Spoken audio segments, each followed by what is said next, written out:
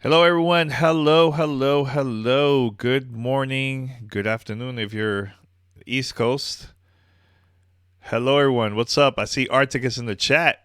What's up, Arctic? What's going on, man? What's going on? But yo, big day today. Big day. More people are going to be joining us closer to the official stream once it starts, like around an hour or so. But we're going to be talking over here, chatting. What's up, everyone? Hello, chat. Hello, chat. Big day for GTR. Big day especially for Parris.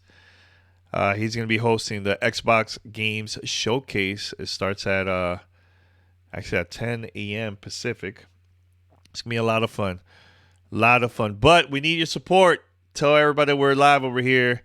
And I'm going to be co-streaming the digital event. And I just want to say this. I don't want people to think that this is going to be like a major announcement and a bunch of the cool stuff like what happened on Sunday. This is going to be more of a conversation with the developers, and who knows what they're going to be saying about the games that they've been working on. It's going to be a lot of fun. I know Rare is going to be there, Double Fine, a couple other ones, man. So stay tuned for that, man. Stay tuned. So how's everybody doing? You guys are excited or what?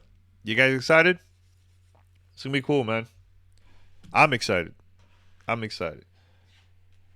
very excited. Yeah, so for those that don't know, Parris is going to be hosting this event, and they recorded this, I think. I'm not sure. But let me see what it says here. Good evening. It's already 6 p.m. Wow. Good evening over there. Where you located at? Wow, 6 p.m.? That's late. That's very late. Are you in Europe? Germany. Okay, all right. All right, that's good, man. Well, good evening. Good evening to you and to anyone that's over there in Europe, man. Yeah, are you guys excited or what for today's stream? Look, I have no idea, zero, on the things they're going to talk about today. The only thing I know is whatever Xbox posted on xboxwire.com. That's the only thing that I know. I want to be surprised. Totally surprised. Pete, yeah, I think he's still working. That's why Pete he probably will join here, but it's a little bit harder for him to record or just do live streams during the week because he's working, you know. So that's why I usually do this myself during the week. Sundays is like the only day that he could actually do it, you know what I'm saying? but it's all good. Yes, it says yes. Will be cool to see Paris host such an event. Yeah, it's a big thing, man. Like I know I mentioned this on Twitter yesterday. A lot of people don't know, but Paris and I, and even Pete, like we've done a lot throughout the years, a lot, and just to get that attention from a gaming company back in the days was 10 times harder for us because you know it was hard back then. People really didn't care much about podcasts. Like it was in the early days of like content creation, you know what I'm saying? So but seeing this from Paris is like it's a big thing, a big deal, man. You know what I'm saying? So I'm excited, I'm proud of Paris. We've been talking a lot uh the past few days, because it's a big move, big move. And I'm excited to see what's going to happen in the future, for like more opportunities. So this is going to be exciting. Really cool. Cool time. Good time, man. Yo soy un gamer, man. Gracias, man. Hamber, what's up? ¿Cómo está eso, man? Oh, so we have also from Norway. All right, so we got Puerto Rico, Norway, Germany. What else you guys are from? Where else you guys are from? By the way, I'm going to go very quick to the actual stream. I just want to see how many people are actually watching and how many people are chatting right now. You know what I'm saying? So let's go very quick. So right now there's over 4,000 people just waiting for this to start. A lot of activity in the chat. Lots of activity there. So we'll see. We gotta just give it some time. All right, so we have Buffalo here. Buffalo, New York. All right, shout out to New York. I'm from New York City, but I moved to the West Coast, Los Angeles. Also, we have Austin, Texas. All right. I've never been to Austin. Never been to Austin. I want to go over there. Check it out. Iowa. Okay, all right. Man, people are from all over. That's dope. Really cool. By the way, guys, if you guys can, please share this link. Tell people that I'm live. I'm going to be co-streaming and reacting to this show today, hosted by Parris. It's going to be a lot of fun watching this, and I can't wait. I can't wait. That one thing I don't know if this is going to be exactly 90 minutes or over 90 minutes. I think I'm guessing. I think this might be over 90. I'm not sure. We'll see. Again, I have zero idea about the stuff that Parris recorded about this, but yeah, it's gonna be cool. All right, so if I'm in New York, no, I'm in Los Angeles. I moved over here back in November with my partner, Rihanna. All right, so Ohio, Illinois. Oh, nice. That's really cool, man. We're getting more people over here, so that's cool. Slowly.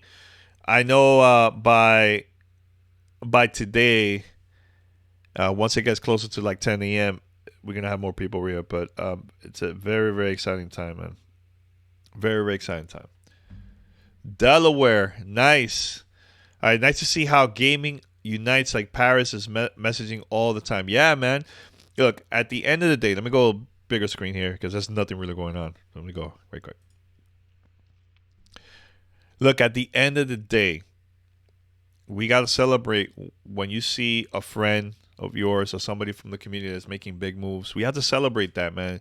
Forget about this whole jealousy and all that nonsense. It's like, we're not going anywhere if there's separation and people are not united. You know what I'm saying? So we got to celebrate. This is a big thing, man. Big thing for content creators overall. You know what I'm saying? And I think this is going to open the doors for a lot of people, man. Usually companies don't do this at all, and I'm happy that Parris is getting this opportunity and Xbox is making some changes. Usually the Xbox will always have people from the team to host. Oh, they'll contract others, to host, but getting an actual like content creator, that has never happened. So, very excited to see this, man. Very excited. Now, I tell you this, like, I hope that Xbox will give other people other opportunities in the future for something like this. I would love, and I'm going to say it straight to the camera, I would love one day to host an Xbox event, especially if Xbox plans to do anything. But I would love to host, like, or be part of the Xbox 20th anniversary later this year. I would love to do something like that. That would be sick. That would be dope. Fingers crossed. You never know. Hey, I'm gonna be making moves. I'm gonna be making moves no matter what. All right. So, okay, in the chat, can you be full time doing this? I mean, there's people that have been successful, not only streaming but doing a lot of things, full time, which is cool. It's hard. It's not easy. It's not easy. I've been doing this full time. Oh my God, it's been over 3 years. Because I do a lot of, I don't talk about it, but I do a lot of consulting work, contract work, freelance, behind the scenes. And right now I'm doing stuff for Telemundo. I'm doing the Bright sessions, which is awesome. By the way, this Tuesday is my next one. It's gonna be a lot of fun. A lot of fun. And yeah, it's not easy. It's not easy at all. But there's people that have a full-time job and also a content creator on the side because they just love doing that. Me, good with a teleprompter? Yes, I'm pretty good with it because I don't know if you guys ever seen it, but I done stuff for esports, Cheddar Esports. That yeah, that was like sometime last year in a little bit in 2019. I did that for a while, but everything got shut down because of COVID. But that was cool. That was really fun to do, really fun. But I've done this also even before that. I had my own show on Discovery Channel Latin America. So yeah, so it's all about practice, man. It's all about practice. One advice I will say to y'all that if you want to practice and do things in teleprompter is there's an app where you could, I forgot the name of it, but you could download it and, for example, do it through a tablet. Download it and just get scripts and just practice through there. That will help out a lot. But at the same time, you got to have fun with it. 100%. Just have fun. Don't be nervous. When I've done stuff that it's like I'm surrounded by people. You won't see it on camera because they're behind the camera, and there's like tons of people behind it. So I can imagine for this was Parris' first time actually doing something like this. So I'm very, very proud of him. Very, very proud. Can't wait. Can't wait to see more, man, in the future. How's my sound, everyone? I put it up a little bit more just in case. All right, we got NYC in the house. Woo! All right. Really cool. No, I'm telling you, man. I hope one day I will get an opportunity, to host an event too. That's something that I really always wanted to do, and or even the Game Awards or stuff like that. We'll see. We just gotta, keep it up, keep it making moves, talk about it. So. Oh, Blind Gamer Steve, what's up, man? How are you? How are you, man? Sounds good. Think Parris is nervous? I think he's more nervous now because he doesn't know he doesn't know the reaction. Like, I personally think he's gonna be fine. He's gonna be fine. It's gonna be cool. Everything's gonna be good. That's how I see it. Oh, let me tell you. I remember filming my first Discovery Channel show. I was nervous. Not nervous because of the camera. I was nervous because of the reaction, like what people are gonna say once it comes out, But it came out dope. So I think Parris is nervous now because he doesn't know the reaction of people. I think he's gonna be fine. Parris is really good at like camera, really good in teleprompter, So it's all about practice. I think after this, he's gonna be fine. So whenever you guys can, Once you start watching, I'm gonna co-streaming here, but send Parris some positive tweets. Give him feedback. Just keep it real. Just have fun. Just have fun with it. But I think it's be fine. Come on, he done a lot of interviews, man. That's not, you know what I'm saying? Oh, when we getting our hip hop segment? What do you mean hip hop segment on our podcast? What are you talking about? I don't get it. Back in the days, I used to play hip hop on the show, like only indie artists, but I stopped doing that. Spotify don't play, man. You play music in there, they'll take you out, and iTunes also, Apple Podcasts. That's why I don't do that. I want to support indie, but I want to be safe. By the way, I want to thank everybody that's been listening to the podcast the past week or so during E3. There's tons of content around the world from everywhere, right? But I'm happy to see that our download numbers did pretty good the past week and this week during E3, because I posted multiple episodes. Usually during E3, while we're there in person, I think the last one was 2019, right? Yeah, 2019. We posted 55, 57. It was like around there. Episodes in 7 days. 7 days. This time, I didn't do that because we're not in person. I didn't do interviews like usually, like the previous E3s, but it was good. All right, DR, Dominican Republic. All right. By the way, where in Dominican Republic are you from? Please tell me.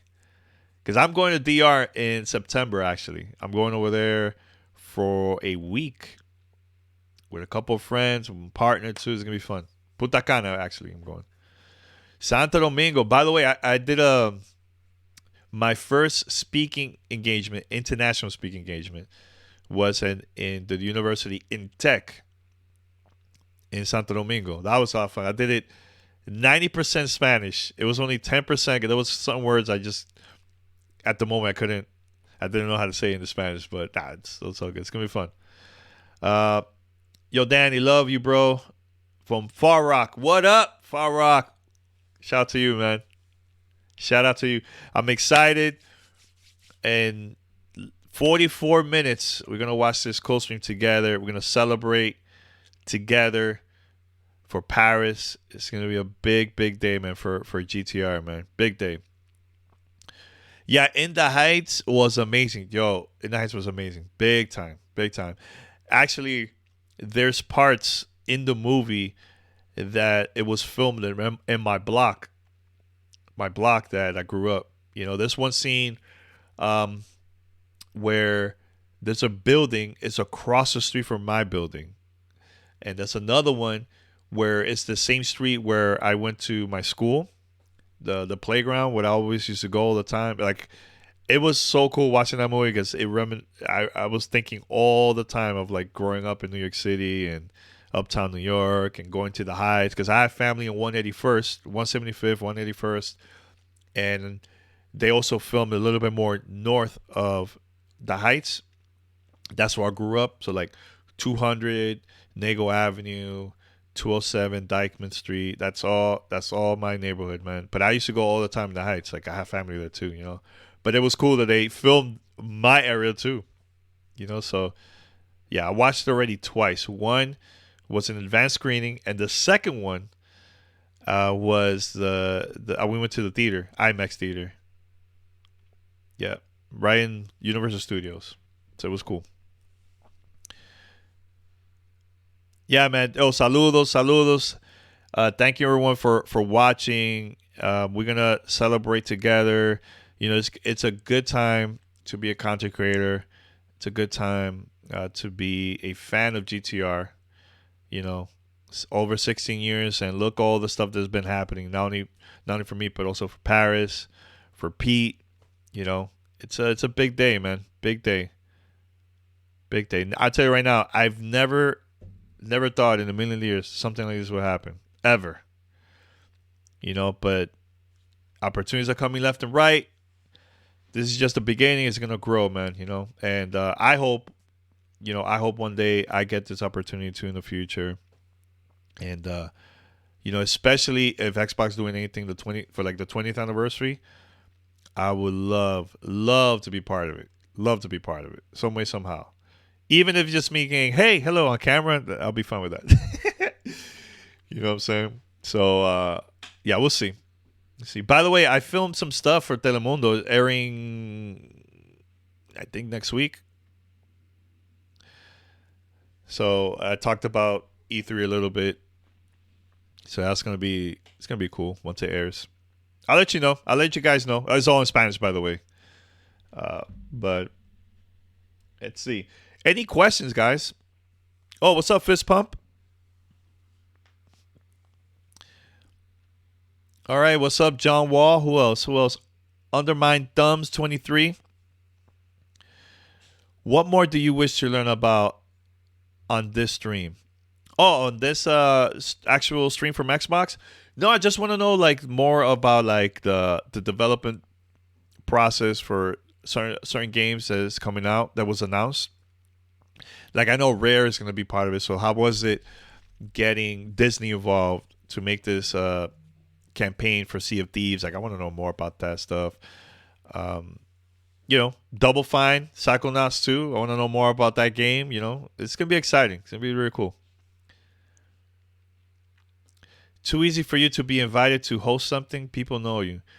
I mean, yo, come on, man. Look, I been doing this whole content creation thing now for 20 plus years.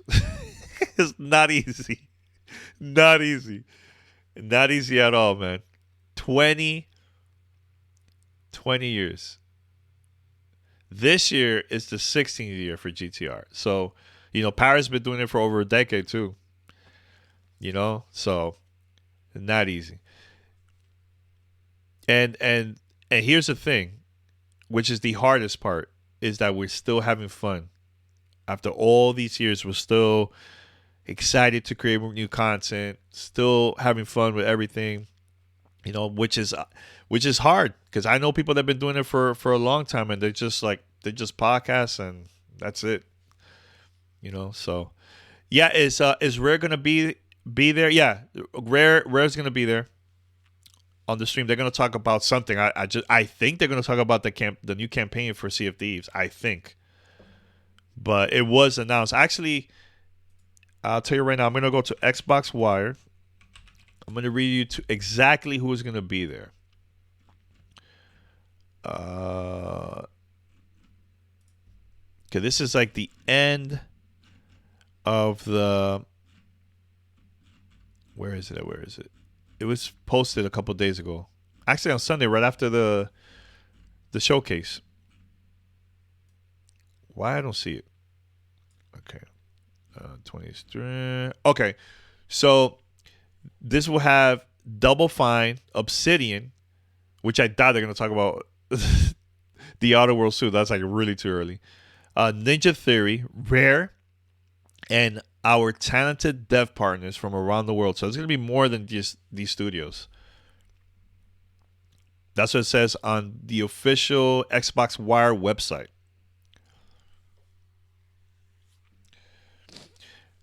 All right, so I'm so stuck on getting my pods started. Why you haven't started your podcast, man? Go for it, man. Don't be too picky. Don't be too picky. That's the mistake of a lot of new podcasters or just content creators. They're either they're not happy with their voice, that they don't have the equipment or whatever. Like, yo, just go for it, man. It's all about practice. I'm gonna be talking about that on my next session on Bright, which I hope everybody could join in because it's going to be a lot of fun. It's going to be a lot of fun. Last one, we had 40-something people that joined, and we talked a lot about creating podcasts, launching a show. This one, I'm going to focus on, I'm going to put it right here. My Bright session. Give me 1 second. I did a typo here. Give me 1 second. My Bright session. So look, go here. Reserve your spot because I'm going to be talking a lot about like how to get listeners, how to get listeners. It's all about building your community. So I'm going to be talking about that during the whole session. The last one, I was talking more about finding your voice, practice, and then I did like 50 minutes worth of just questions, Q&A from people. So if you're planning to join on Tuesday, 5:30 p.m. Pacific, make sure to have your mic ready and also camera, so I could bring you or anyone on stage and we could just have that discussion about podcasting. So okay, podcasting seems fun, but my memory is so bad. In what way, Space? Let me know. I'm confused. How your memory is so bad? Because remember, you could also have bullet points to talk about anything on a podcast. Things that you like. Don't force yourself on things that you don't want to talk about. You have to make it fun, so when people listening to the show, they're gonna be like, "Oh man, this is cool, man. I feel like I'm having a conversation with him or her." So that's how you do it. That's how you do it. All right, so man, almost 30 minutes left, man. Almost there. How excited are you guys, man? I am super hyped for this. I can't wait. Look, I'm wearing the GTR shirt. This is one of our older ones, anyways. But I gotta buy a new one. I think it's time to get some new shirts. Is there anybody here new that this is like their first time watching this stream? I'm very curious about that, man. So, all right. So James wants to know, James Blackwood 34, how did you become comfortable with being on camera, Danny?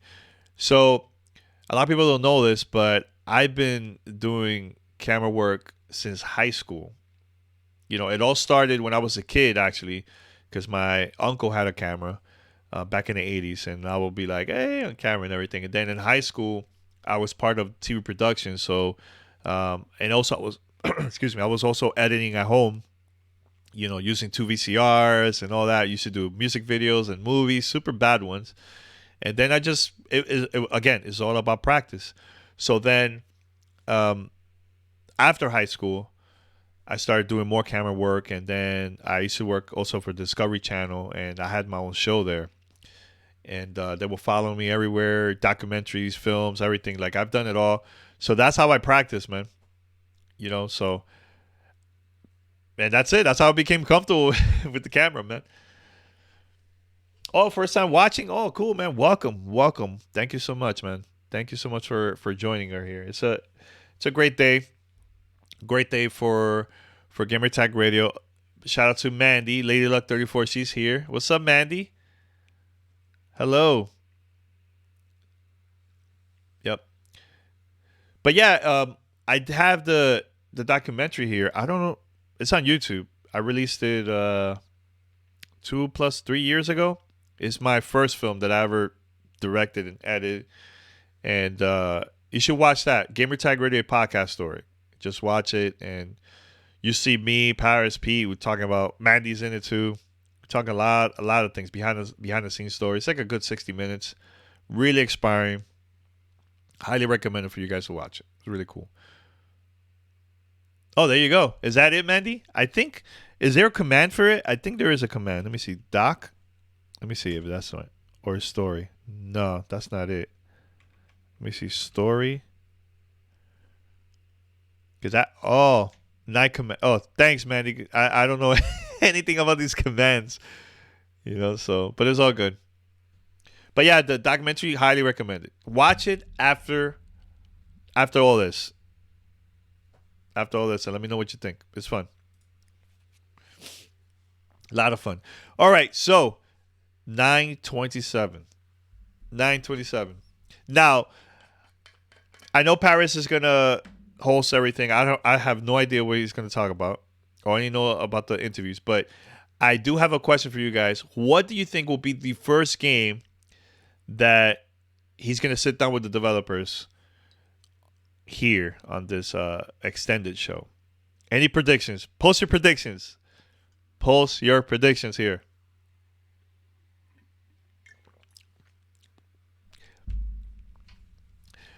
Starfield? Ooh, Steve, it's a little too early for that, Steve.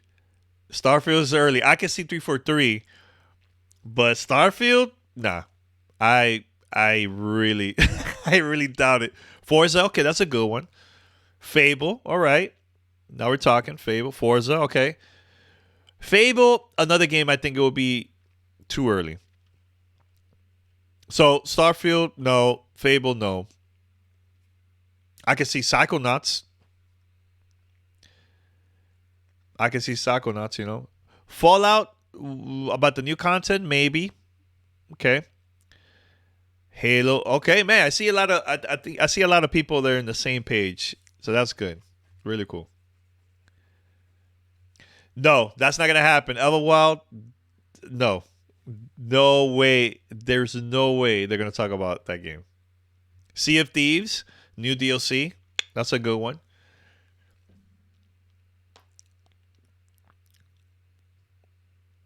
Uh, did they say it will be interviews for games coming out in 2021? They just said interviews of games that has been announced. They mentioned a couple of the developers, but they're having a lot of as a surprise. So let's see. Hellblade, maybe. I hope. I could see Hellblade. Oh my God, really? Elder Scrolls 6? No, come on, no. Doom Eternal content? Maybe. Yeah, Ninja Theory is on the list. We don't know exactly what it is. I hope is Hellblade. Collaboration with Disney. I definitely can see that. 100%. Now let's go to. I'm gonna go back to the stream, the original, the official Xbox stream, to see what's going on over there. Let's go real quick. All right, so right now the number went up. Is over 7,000 now. It just in real time just went up. The chat is super active right now. I just hope that people know this is not no Xbox game showcase like Sunday. It's gonna be more with developers. You know what I'm saying? So, uh, yeah. I hope people are okay with that. You know how the internet is like, oh, I'm disappointed. It was not a big announcement. It's like they're gonna start saying, "Oh, there's no Grand Theft Auto 6 and all that." It's like, come on, chill, chill. All right, let me put this back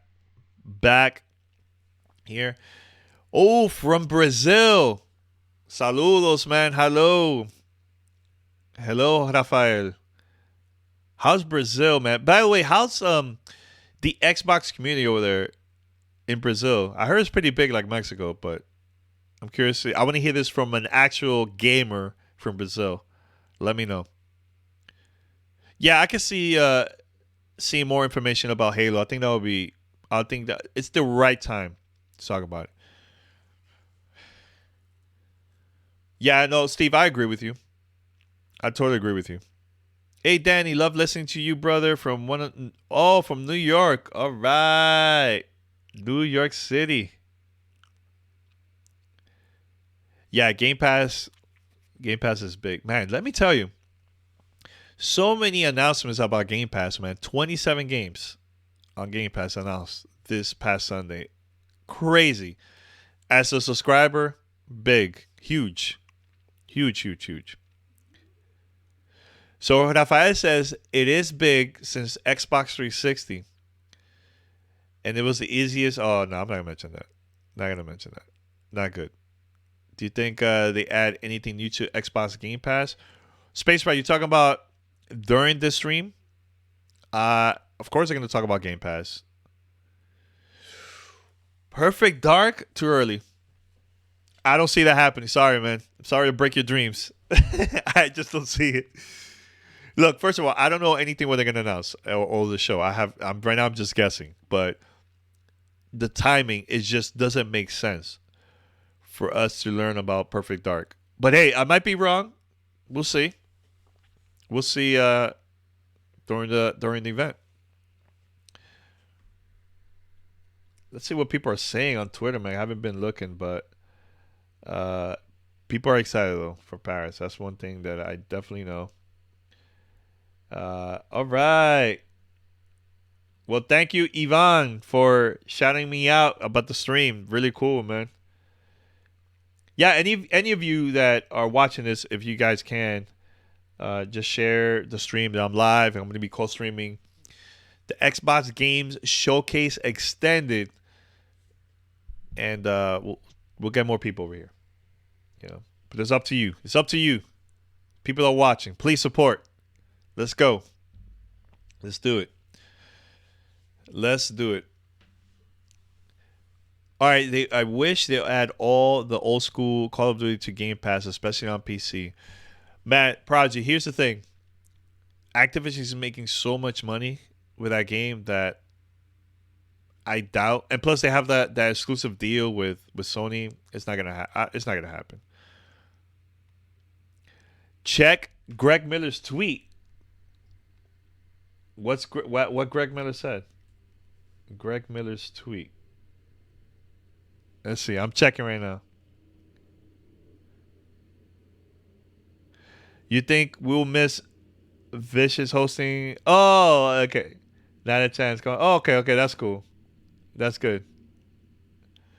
Please refer this to as Parris Lilly Xbox Showcase in all official reporting. Thank you. That's funny. Greg Miller. Shout out to him, man. Oh, thanks, man. No, they're family. Kind of funny that they're family. Actually, I have their jacket. They gave me one when I got to see them a couple months ago. Shout out to Greg, Tim, the whole crew over there. Mike, everybody. Let's see. What else we have here? I would love to see Parris sitting down with Phil. Yeah, I would love to see that too. For this stream, maybe we'll see that. Who knows? I hope so. I think that'll be awesome. Really, really cool. Hello, everyone. Hello. We only have, oh my God, less than 30 minutes. And we're going to be watching this, man. It's going to be exciting. Now, on a future episode of GTR, hopefully we'll do this live on Sunday. We'll see. I'm not sure because it's Father's Day. It's a little bit tricky. We'll see. But I want to talk to Parris, have him on the show, and just talk about how was it working on this behind the scenes, as a content creator, you know what I'm saying? So I would love to have that conversation with Parris. That would be a lot of fun. Lots of fun. And also, I want to hear his thoughts about the stuff that they recorded, and announced. So thank you, everyone, for being here, man. Thank you so much. What do you think the one last thing moment will be? Yeah, I have no idea. Crazy Kent. I have no idea because I don't know anything what they recorded. All I know that this is already done and it's going to be live. That's it. Oh, I see Brent has the kind of funny emojis. Oh, nice. Yeah, how bad is Parris cooking? I have no idea. We will find out soon. We'll see. Shout out to also to Khalid from Spawn on Me. All right, is there any big news from this? Nah, this is more of an interview. I mean, there's going to be developers here where we haven't heard from in a while, especially Ninja Theory. What is it going to talk about? Is it going to be Hellblade or what? We have no idea. We'll find out. We'll find out in a few minutes. See, that's the part that I'm very curious to see. What is it that Ninja Theory is going to talk about? They need to bring back Design Labs. Yeah, I really like Design Labs. That was fun, right? Sleepy? That was real. I mean, I never purchased anything from there, but did you? Brute Force Remastered? Nah. That game was terrible, man. Why are they going to bring that back? You know what? I would love, even though they're not going to say it, but I would love to see the return of Fusion Frenzy. That game was so much fun back in the original Xbox. So much fun.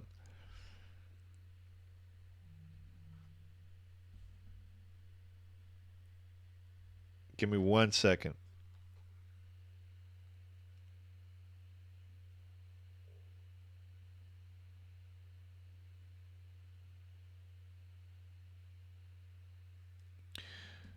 All right. Sorry, I had a text. Very important text here. Yeah, it's done. But they're gonna talk about more about Grounded. Yes, because Grounded is gonna have an update very very soon, right? So yeah, I can see Obsidian talking about that. They're not gonna talk about Outer Worlds 2. There's no way. No way. It's way too early. That game is not gonna come out in 2 3 years. It all depends when Obsidian started working on that game. Maybe 3 years. Oh, Zurich. Wow. Oh my god. I totally forgot about that game. Totally forgot. Was that the one that every time he would use a weapon, like for example, it was like a sword or not a sword, fire. He would say flame, flame, flame the whole every time. Again, was terrible. And Zurich, State of the K3, maybe okay. That makes sense. That game, yes, yeah, man. Honestly, Outer Worlds 2 trailer was one of the best. That was hilarious the way how they managed to release that one. That was really cool. Loved it. Loved it so much. By the way, let's go to the official channel, see how many people are there. Last time I checked, it was over 7,000. So let's see. Okay, still over 7,000. I think it's going to get closer. We only have like 20 minutes. 20 minutes for the Xbox Games Showcase Extended. And look, for those who are watching this, during the stream, make sure to hit up Parris. Just tag him on Twitter and congratulate him. Give him some feedback. Just get him excited. He's. Oh my God! Look at this. Parris is here. What's up, Parris? What's going on, man? No, but give Parris a shout out, man. Give Parris a shout out. What, refresh? Oh man, it went up to 9,000. 9,231. Jesus Christ. It went up. Yeah, 7,000 on IGN. Wow, 7.6. Yeah, I mean, we don't have those numbers here, but it's all good. This is about our community, man. Gamer Tag Radio community here, right? So, yeah. Woo. I think it's going to. What is your prediction? How many people you think is going to be actually watching this at 10 a.m.? I think it's going to go 20 to 30,000, I think, personally. That's just the Xbox channel. It's not even counting IGNs or other places, But big up Parris. All right, cool. Yeah, shout out to Parris. Make sure to hit him up, Twitter, tag him, saying what's up. It's a big day for him. Big day. Big day. Yeah, it's 9,555 right now.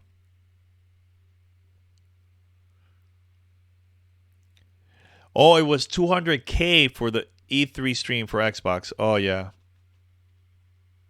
Yeah, that's a lot. But still, this is going to be big. And also, remember, you also have to look at the numbers after the stream. There's a lot of people that can't watch it live. They're probably going to watch it later on today or casually during the week. So the numbers are going to go up. Definitely going to go up. Like if you go now to the original showcase that aired on Sunday, I bet the numbers is ridiculous. Like it's crazy numbers, right? Yeah, exactly. It's a work day. Oh, another 2,000 on GameSpot. Really cool. Really cool to hear. And we only have 109. Yeah. No, shout out to Pete. Look, he's here. All right, shout out to Pete.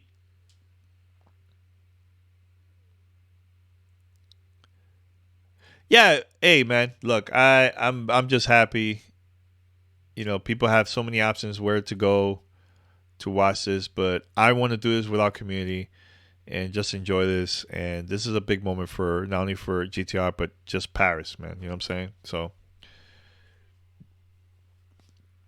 Xbox Game Studios Publishing just tweeting what they tweeted.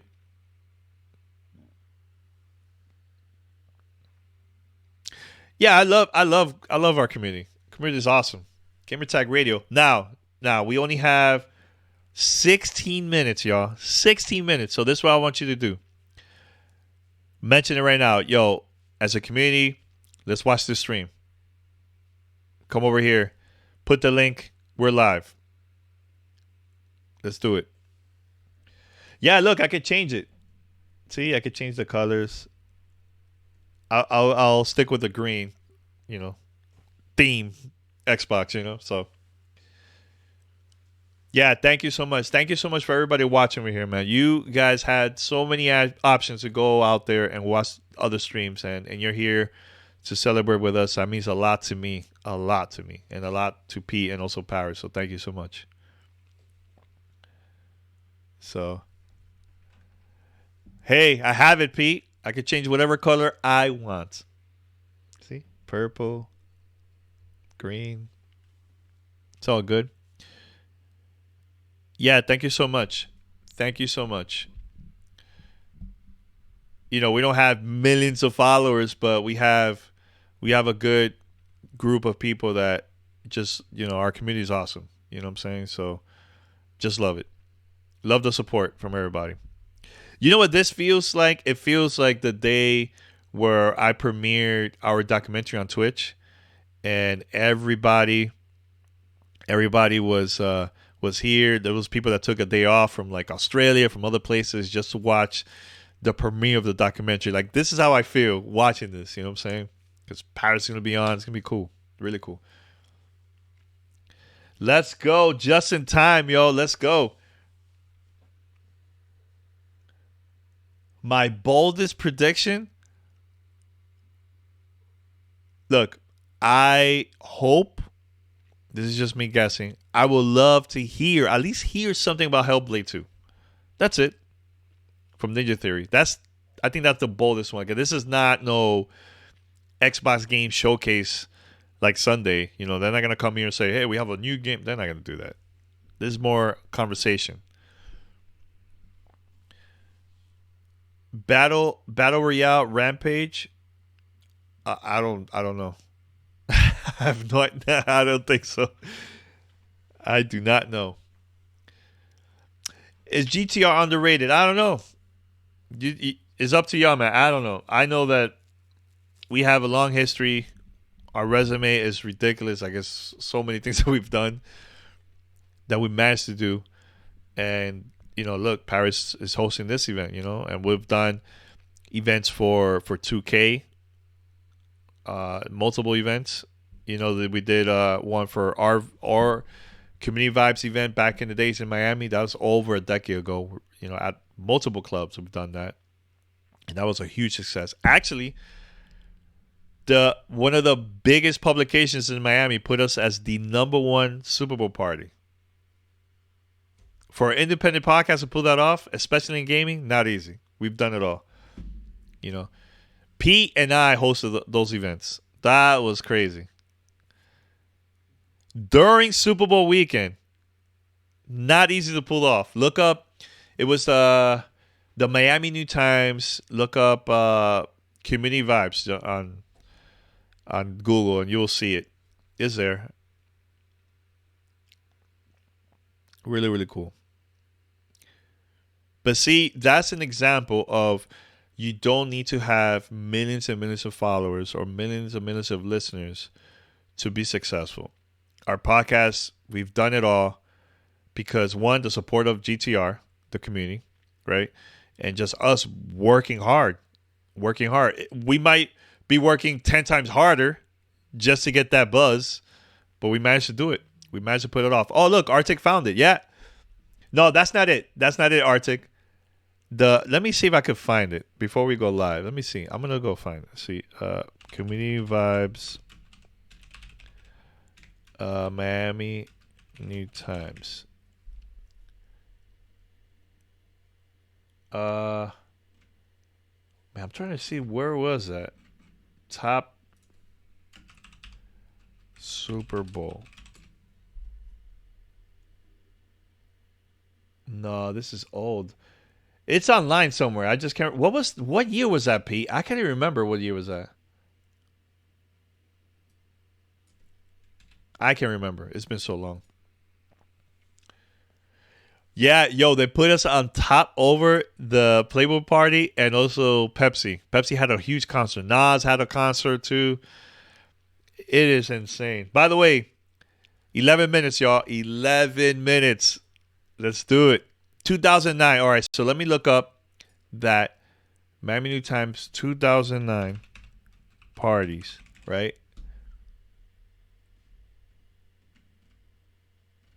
Yo, why it's not coming up? Do you think I have to go to the official website to find it?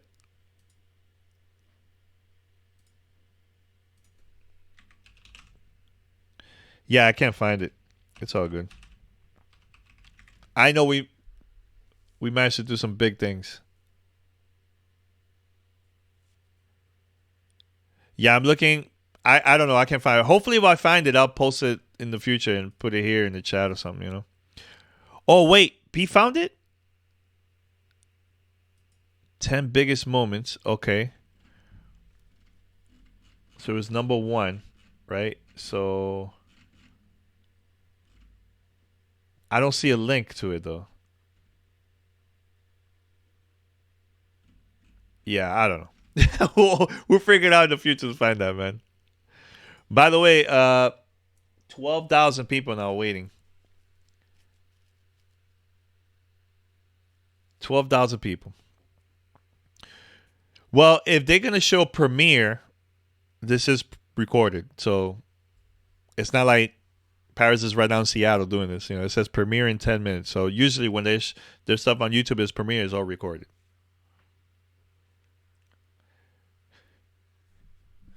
Yeah. All right, so we have 9 minutes, y'all. 9 minutes. Let's do it. 9 minutes. Tweet, tweet, tweet. Post the link to this stream and tell people to come over here and support.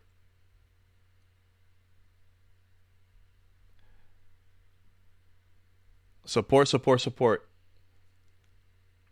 All right, so let me do this right now. Retweet this. Let's go. How many people do you think would join us? Let's see. We don't have 1,000 right now, but it's all good. I'm happy that I'm with our community, GTR community. Let's go.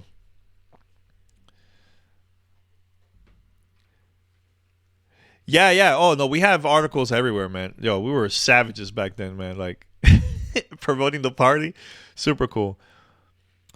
Xbox mini fridge. You know what? That's a good one. I hope they talk about it. I really do hope so.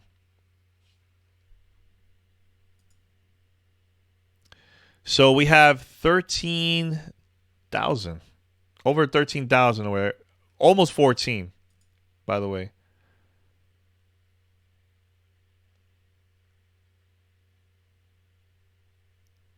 we'll see once the video starts.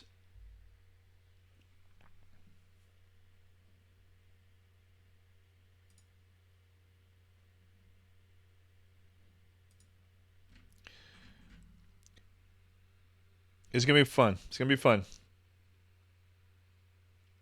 So you guys can see it, right? It's moving. 13,936 right now.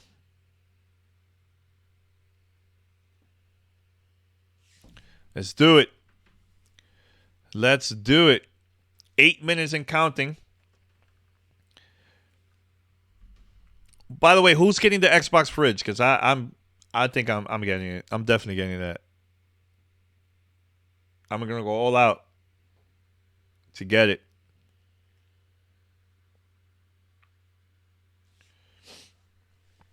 This is pre-recorded because it says premieres. So usually when you see YouTube or any other place that says premiere, is recorded.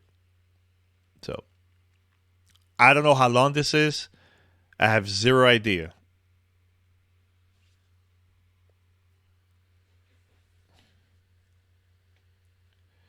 All right, Pick Boy 360. Thank you so much for the sub, man. 90 minutes? Maybe. Let's see what happens.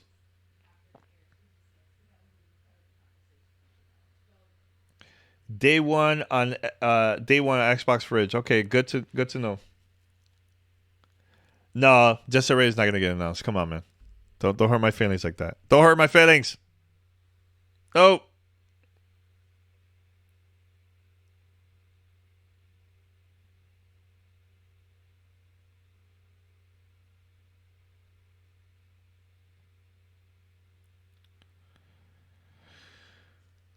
All right. Let's see.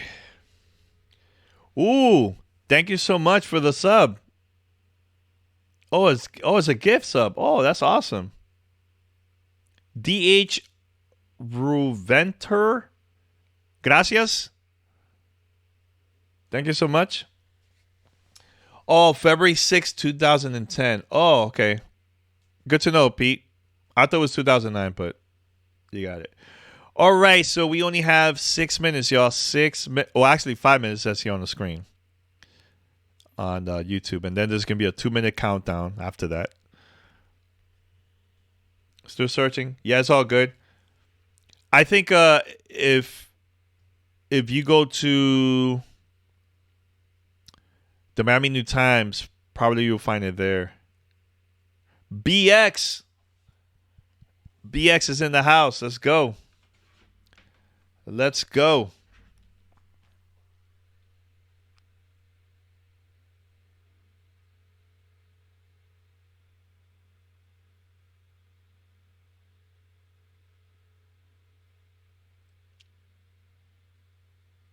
All right. So 5 more minutes, y'all. 5 more minutes. You think it's gonna be $150 the fridge? I think it's gonna be $100. $99. That's my guess. I hope it's 100. I hope it's $100, but if not, it's all good. I'm still getting it no matter what. All right, so right now there's 17,218 people watching. This is insane. It's a lot. It's a lot of people, man. $300? No, it's not gonna be no $300. There's no way. That's too much. It's a mini fridge, something small. Ooh, there you go. P found it. P found it right before we started the live stream. Top 10 Super Bowl parties this weekend in Florida. Okay, and we were number one. Baby, number one. Community Vibes, Echo Lounge. Let's go. Very, very proud of that.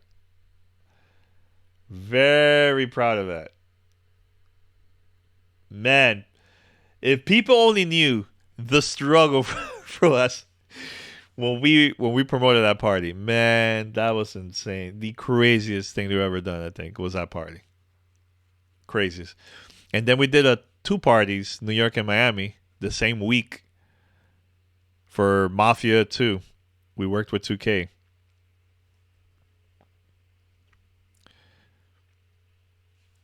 Oh no, people are gonna buy it and sell that like on eBay for sure. That's for sure. All right, 3 minutes, guys. 3 minutes. Actually, here it says 2, but I'm looking at the time.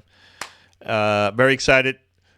Remember, guys, we're gonna have fun. This is a big thing for GTR in Paris, so it's a big thing, big moment, man. Let's celebrate this moment, man.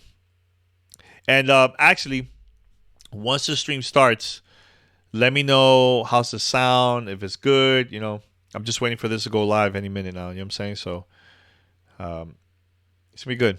It's gonna be good. And I'm starving, by the way, but I'm gonna be here, not leaving.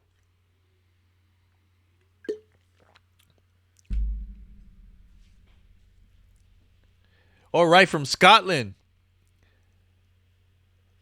What's up? Well, I want to know what's up with Ninja Theory. I want to know more about that. All right, so we have more than 20,000 people watching the official Xbox channel right now. 20,000. And look at Ree. You said you're hungry? Oh, thank you. See, look at that. I love you. I love you so much. Thanks, babe.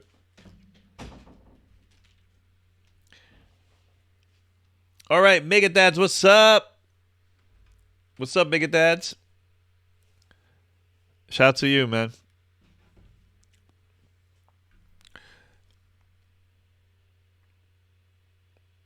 Hey, fam. Rory, what's up, Rory? What's up? Long time no see.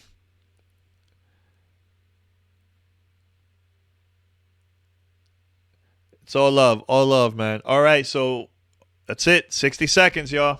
60 seconds. Oh, man, I can imagine Parris right now. Parris is probably like this. Nervous as hell. Shout out to Parris, man. All right, so it's going to start now. I'm just waiting for the video to go live. Hey, White Bishop, thank you so much for the Prime, man. Shout out to you. It's going to start any minute now. Waiting for this YouTube thing to go live.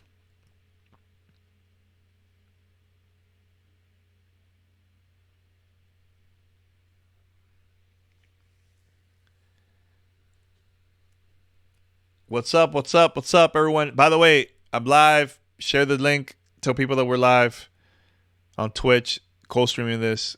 Let's do it.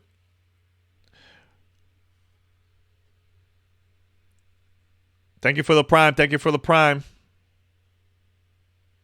Much love.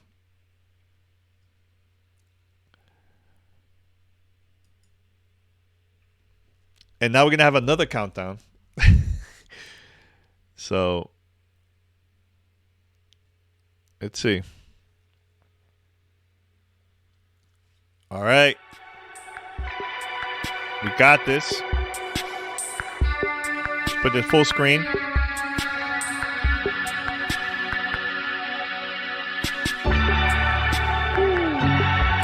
Let's do it.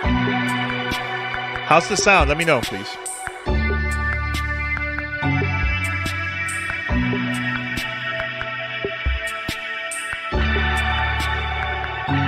For the rest of the year, for me, Forza Horizon 5 and Halo. Sound is good? Okay.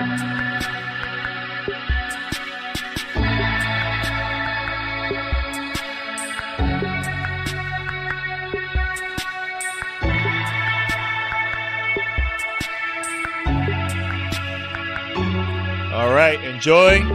Sit back. Enjoy the show, y'all.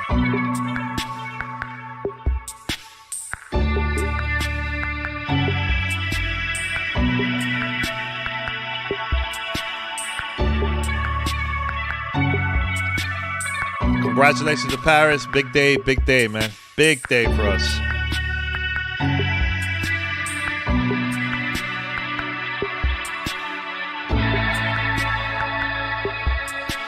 Let's do it. 30 seconds, y'all.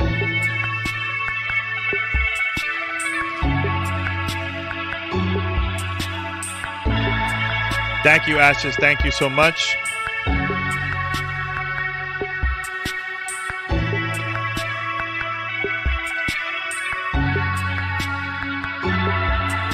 Yeah. All right, let's do it. 10 seconds, y'all.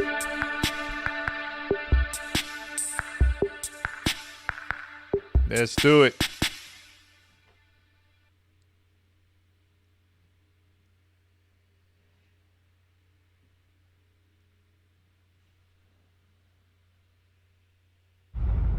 If there is wonder, right place in our dreams,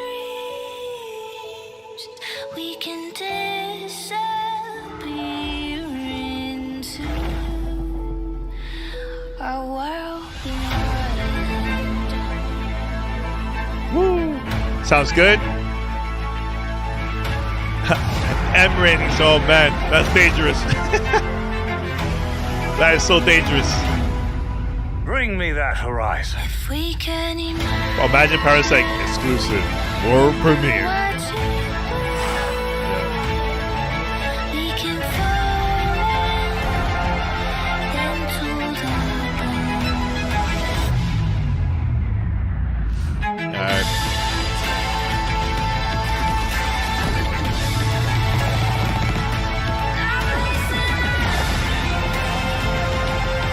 Let's do it.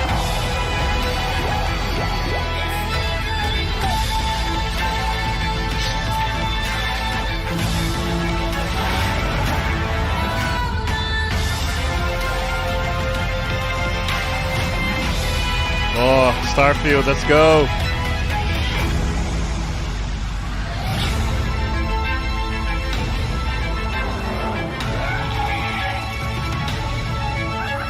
This is an exciting time to be an Xbox fan, man. Super exciting. Look at that. Look at that list of games. Oh my god. And it still keep on going. Look. Yo. A world Insane. beyond. Whoever says they're disappointing with this is crazy. Oh, Hello, snap! and welcome to Xbox Game Showcase Extended. Woo! I'm your host, Parris Lilly. You may also know me from Gamertag Radio and Kinda Funny. I'm excited to be here with you today. We just saw a recap of Sunday's All right. Xbox Showcase, and wow, 30 games from some of the world's most talented developers, Oh, man, it's and so awesome. 27 of those games are coming to you on Xbox Game Pass. We saw the first in-engine footage of Starfield and learned that, yes, Bethesda is bringing it to Xbox, This PC, is insane seeing and day this. one Crazy. on Game Pass exclusively. They also showed us Battlefield 2042, Sea of Thieves, A Pirate's Life, Stalker 2, Psychonauts 2, and how about Redfall? Like they said, this year, Xbox is all about the games. Today, Xbox Game Showcase Extended is our chance to hear from the developers behind the games that are redefining interactive entertainment.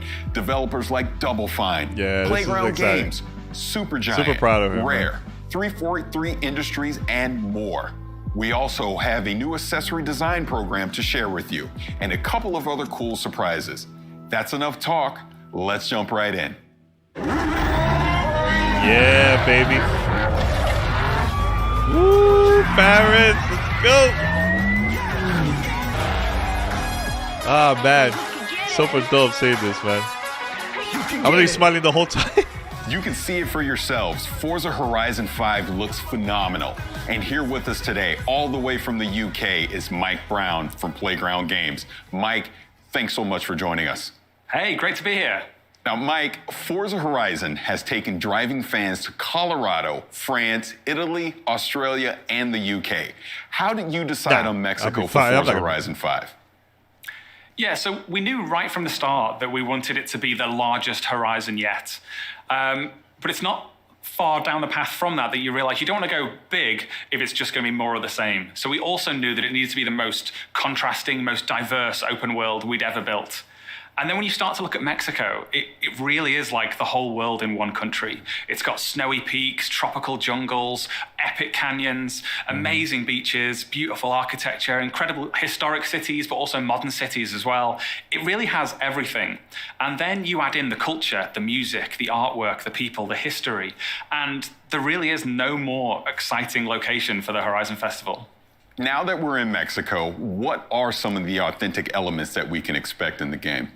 Yeah, totally. So we've got the largest and most diverse world we've ever built. And as I mentioned just a moment ago, something that really excited us about Mexico is the culture. So we've worked with creatives from all across Mexico. We've had Mexican artists produce beautiful mural artwork that you'll find on the walls around the game. We've worked with Mexican music acts to produce original compositions for the game. We've worked with Mexican scriptwriters and actors so that all of those Mexican voices you hear in the game will sound really authentic. And perhaps not as obvious, but the other thing that is super authentic is all of our light data and skies. So we had a team out in Mexico with our 12K HDR sky capture rig. We captured more than 400 hours of sky data, and then we recreate that in game. So all of the light, the shadows, the color information, all of it is recreated in game based on real light data captured from Mexico. So everything you're seeing there is just has that real authenticity, that feeling of reality. Now, we got a peek at Event Lab. Now, what can you tell us about that? Yeah, so Event Lab is a really exciting new suite of tools that will allow people in the community to That's create gonna be fun. whatever they can imagine, really. If we look at the video right now, all of this that we see has been built using that Event Lab tool set. The bowling pins that have been placed, so someone's gone along, they've placed those, and then they've created rules that touch on them as well. So as we see, every time they're hitting them, a rule has been set up such that it gives players points. And then also in that clip, you can see that everyone else in that multiplayer session is hitting bowling pins as well, and all of that is adding into a collective team score.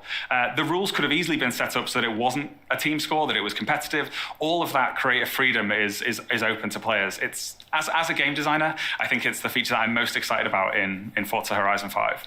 And I would say as a gamer, it's a feature I'm definitely excited about because this really is going to open up some unique features between me and my friends. Now, with the power of the Xbox Series X and the S, what are some of the new technical features that we can expect? So in Forza Vista, we're really able to turn up everything, ramp everything on, turn on ray tracing, and we have the cars looking more realistic than they ever have before, unparalleled detail. But that detail, it does apply to the rest of the world as well. During the Xbox E3 showcase the other day, I mentioned we'd modeled the detail on everything, right down to the individual needles on the Choya cactus. That was just the plants that happened to be closest to the camera at that point. That level of detail is applied to everything that you see. And thanks to the power of the Xbox Series consoles, it's not just things that are right in front of the camera as well. We've really been able to push out all of the LODs and the draw distance and everything so that everything in the scene is full of that detail. And then, as I mentioned earlier, we capture that light data from Mexico. Yeah, it so looks you like get he's this a pro. realistic I'm telling you, lighting, man. shadows, It's AO, all practice, all of it man. comes together to create a scene that just looks real. Now, Mike, when can the world expect to play Forza Horizon 5? Sure. So we're launching this holiday on the Xbox Series consoles, the Xbox One consoles. We're on PC, on both the Windows 10 store and November Steam. 9th, of let's course, go. we're in Game Pass and Game Pass Ultimate. And you can play us on your Android device with Xbox Cloud Gaming. And players who purchase the Premium Edition, or if they're a Game Pass subscriber and get the Premium add-ons bundle, you'll get early access as well. So you'll be able to play a little bit earlier than everybody else. Now, Mike, this is a huge moment for you and the team. What does this mean to you? Yeah, well, for me personally, I mean, I've been working on the Forza franchise for a really, really long time, but this is my first game as creative director. So in this period over the last few days and week or so, as people are seeing it for the first time, for me, it's probably been one of the most exciting experiences of my life. It's been absolutely incredible. Again, Mike, thank you so much for being here. Thank you so much for having me. It's been a pleasure. Later in the show, we'll be hearing from the developers behind games like Age of Empires 4, Shredders, and Grounded. But first, the team at Ninja Theory has something to share with you. Here's Tamim, Chief Creative Ninja, to explain what they've been hard at work on for Hellblade 2. Hello everyone, and welcome to our brand spanking new Ninja House in Cambridge. I want to give you an Hellblade 2. update on the work so far for Senua Let's Saga go. Hellblade 2. What we're doing right now is building a good chunky slice of the game before we then move into full production to build out the rest. Hellblade was very special for us, and we didn't want to do a straight sequel. We wanted to do something extra special, and so we're making our lives as difficult as possible in that pursuit.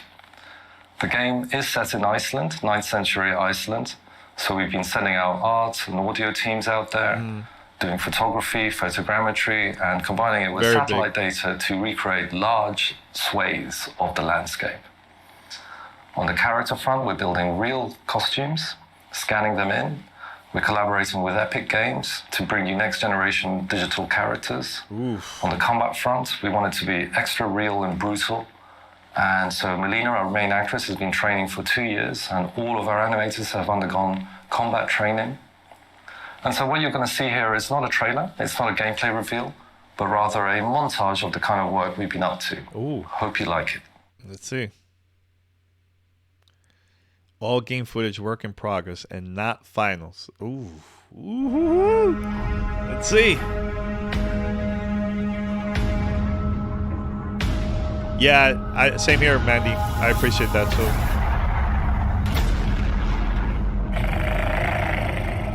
Will you follow me on this journey? By sea, Man, the game looks by land, and scaring me. Hype for the game. through the valleys of despair, over the mountains of rage, to the depth of fear in my mind. You might see me as weak, but I will show you what lies behind my eyes. Man. With our swords, We will forge new stories This is cool. to strike the gods that haunt us. But the sound alone, We will embrace our suffering, soothe our scars of grief, and break their siege of our minds. They may see them as gods, but we will show them what lies behind our eyes. Gau er I au fjalli, man. njóta. This is gonna be wild.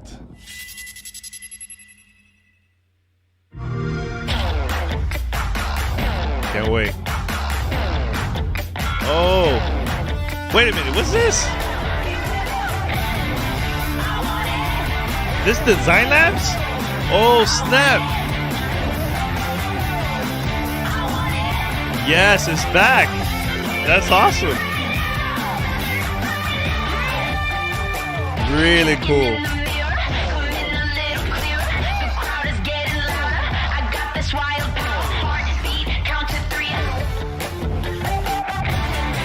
Ooh, you guys are gonna customize yours? Who was the one that mentioned Design Labs in the chat? Somebody did that. Did mention that. I can't remember who it was. That's awesome. Yeah, this is dope. Design Lab is back. And that is Xbox Design Lab. And here to tell us more about Xbox Design Lab is Naveen Kumar. Naveen, thank you so much for joining us. Thanks, Parris. So, what is Xbox Design Lab? Design Lab is a controller customization service on Xbox.com where you can choose nearly any color combination you want for your controller and really make it yours. You can design a controller based off your favorite video game character, your favorite sports team, or whatever inspires you. You can think of Design Lab as your own personal design studio. Now, we've originally launched Design Lab 5 years ago and have since sold millions of controllers to fans around the world. But then we had to take a pause as we brought up our latest generation of Xbox hardware. But now we're back offering customization on the latest generation Xbox wireless controller. Now, we have so many awesome controllers here right now. Can you kind of talk a little bit about them? Yeah, well, right off the bat, you can see there's tons of color options to choose from. For most of the parts on the controller, you can choose among 18 Parris different is colors killing it. for He's all the different pieces on the exterior. 3 of those colors are brand new to Design Lab. We have Shock Blue, Pulse Red, and my personal favorite, the Electric Volt color. Most of the colors include post-consumer recycled resins in them. So there's a portion of things that are ground up, like automotive headlights, recycled water bottle jugs, things that make the controller more eco-friendly. We also have new button options for the ABXY button set and the View Menu Share, including a really cool button option for ABXY that's a throwback to the original Xbox 360 controller. So you got to check that out. And yeah, this is just the beginning. We're excited to introduce more customization options over time.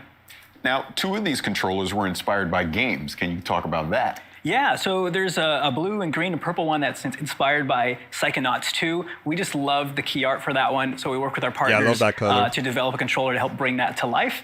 And there's also one that's inspired by Grounded. What colors and you guys the like? character from that game. We had a lot of fun in designing that as well. As a controller kind of looks like an aphid if you look at it from the right angles. Now, I created my own controller. I'm going to pick it up now. I'm a huge Los Angeles Lakers fan. World champion Los Angeles Lakers. And my design was inspired by that, so I went with the yellow on the front. I went with the purple on the back. I designed the buttons kind of with the black accent along with the shoulders and the triggers. But I also did an inscription on it. And my inscription says, Ka can't cook. And that is inspired by my good friend, Khalif Adams. He does a fantastic show called Spawn on Me, but he's a terrible cook. So I want to make sure that every time I pick up a controller to play on Xbox, I'm reminded how terrible of a cook he is and to avoid it at all costs. But enough of terrible cooking. Let's talk about something that you designed.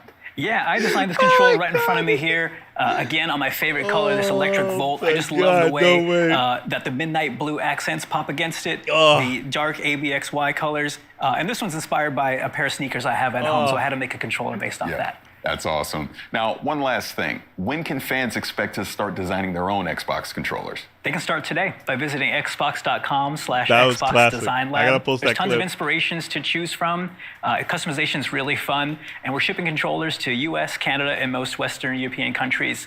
And these make great gifts, whether it's for yourself my or that special God, gamer that- in your life. That is fantastic. Parris won that Naveen, battle, I thank you think. so much for being here. Thanks, Parris.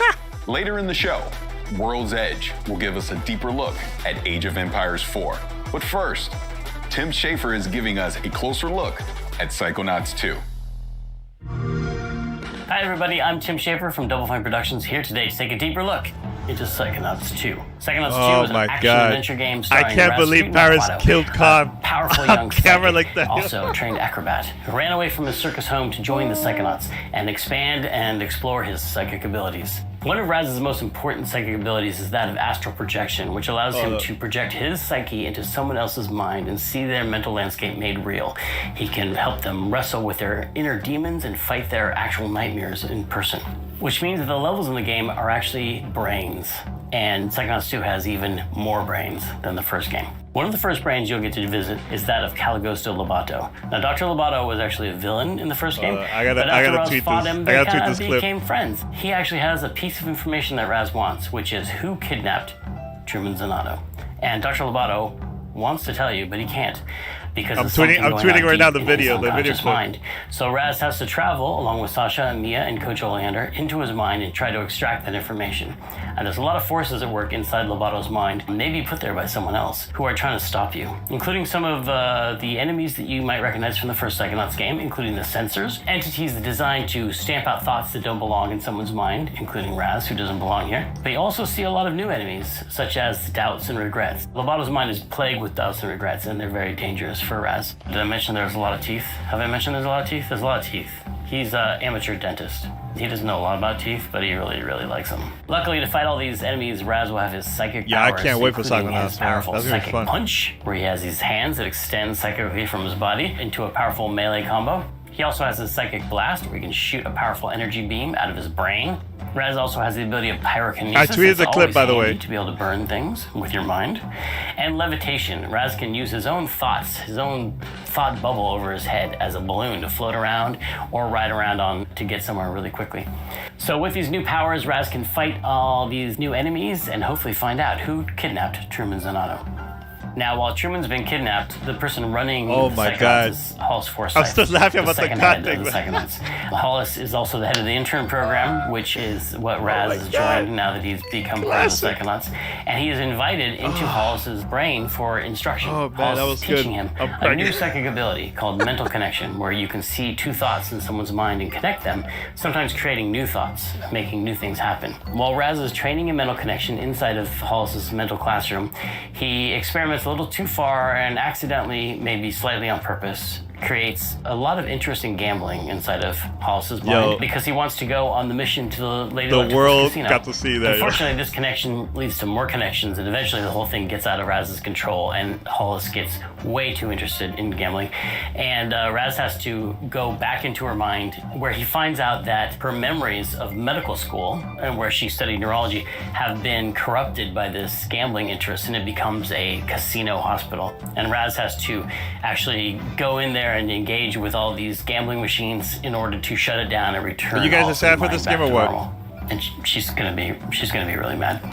Inside Hollis's mind, you'll see bigger, tougher sensors that have turned into bouncers inside the casino, and also a new enemy called Bad Idea. Where Bad Ideas spawn actual nasty-looking light bulbs over their head that become dangerously explosive and blow up in Raz's face. Now, headquarters. People One of the saying things that happens Parris in won the Psychonauts war. 2 that's most exciting to Raz is that he gets to visit the headquarters of the Psychonauts themselves, which is called the Mother Lobe. This is the center for all Psychonauts activity, and Raz gets to see his old friends Sasha and Mia, who were counselors at summer camp in the first game. He now gets to see where they work. He gets to see their offices, he gets to see their labs, he gets to see their co-workers, other agents in the field, but also he gets to see the admin and maintenance staff as they go about their business and hang out in the cafeteria, and sort of the everyday happenings of what appears to be normal in the Psychonauts world. There are a lot of little hidden pathways and treasures around the base that he can find, side quests and scavenger hunts and things that you might recognize from the first game. There's a lot of characters to meet, a lot of fun things to discover, a lot of secrets about the Psychonauts themselves, and the lore of the founding of the Psychonauts, including the Psychic Six, who were seen on stumps around the campfire in the first game, but now we get to go much deeper into the story of how they played a part in the founding of the Psychonauts, how they were brought together and recruited by Ford Cruller and turned into this amazing international espionage force. One of the things that was so important about the first game was exploring this natural environment around the summer camp, all the little hidden paths and caves where Raz's adventures took place. And so in the second game, we've expanded on that. There's an even bigger natural environment, multiple natural environments around the headquarters that you can explore. There's a quarry outside the Mother Lobe, which is where they dug out these massive deposits of titanium. Titanium, this psychoreactive mineral that amplifies and changes psychic powers. There's lots of secrets around the quarry, lots of abandoned mines and caves and things to explore. Mandy is still waiting for and real next pinata. door to the quarry is an abandoned roadside attraction called the Questionable Area, a sort of power vortex of strange happenings, which is also caused by the titanium deposits in the area. Water flows uphill, animals behave strangely. There's caves dedicated to the mystery of the Sasclops, which is a giant one-eyed being that might have existed and might not have. Here in the Questionable Area, Raz's family is camped out, his entire family, as if to embarrass him in front of his new Psychonauts friends. His family has showed up and they want him back in the circus. It turns out some of his family members, including his own father, have a little bit of psychic power themselves, and they'll be exploring that in Psychonauts 2, and you'll get to find out who put this curse on Raz's family to die in water. The Quados have been cursed by a mysterious character to all die in water, and this manifests itself in the form of the Hand of Galokio, which is this hand that comes out of the water, which is really just Raz's psychic construct. Raz is so afraid of water because of the curse put on his family that every time he comes near water, That's this cool. creepy hand comes out and tries to grab him and pull him under, which is all happening inside of Raz's head. In Psychonauts 2, you'll get to find out who put this curse on Raz's family. Yeah, I wonder where that it came too. from and what he can do about it. If The Parris can story have you one more thing, I uncover have no about the idea. I curse hope put so. on That would be Raz's awesome. family links back into the story of the foundation of the Psychonauts, and Raz finds out that his family and the Psychonauts family are actually more intertwined than he believed. So there's a lot of mystery to discover for the player and Raz and his family and his friends as they explore the connections between his family and the Psychonauts and what it all has to do with Maligula. Maligula is one of the first villains the Psychonauts ever fought. She's a powerful psychic and she's a mass murderer, and she's been believed to be dead for many years, but there's a lot of unknown things going on behind the scenes and a lot of mysteries and a lot of plots for the player to uncover in Psychonauts 2. So that's it. Thanks for taking this deeper look into Psychonauts 2 with me. The game is coming out August 25th. And you can pre-order now. So I'll stop talking so you can go and do that. Thanks for watching. Day one on Game Pass.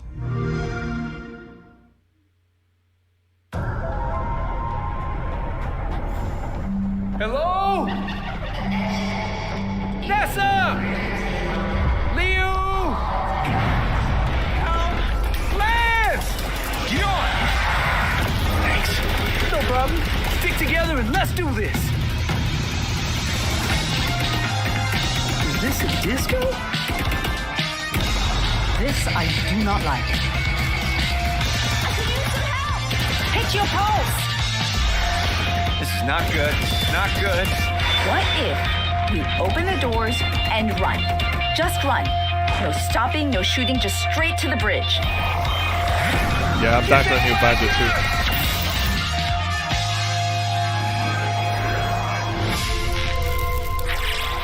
Heavy.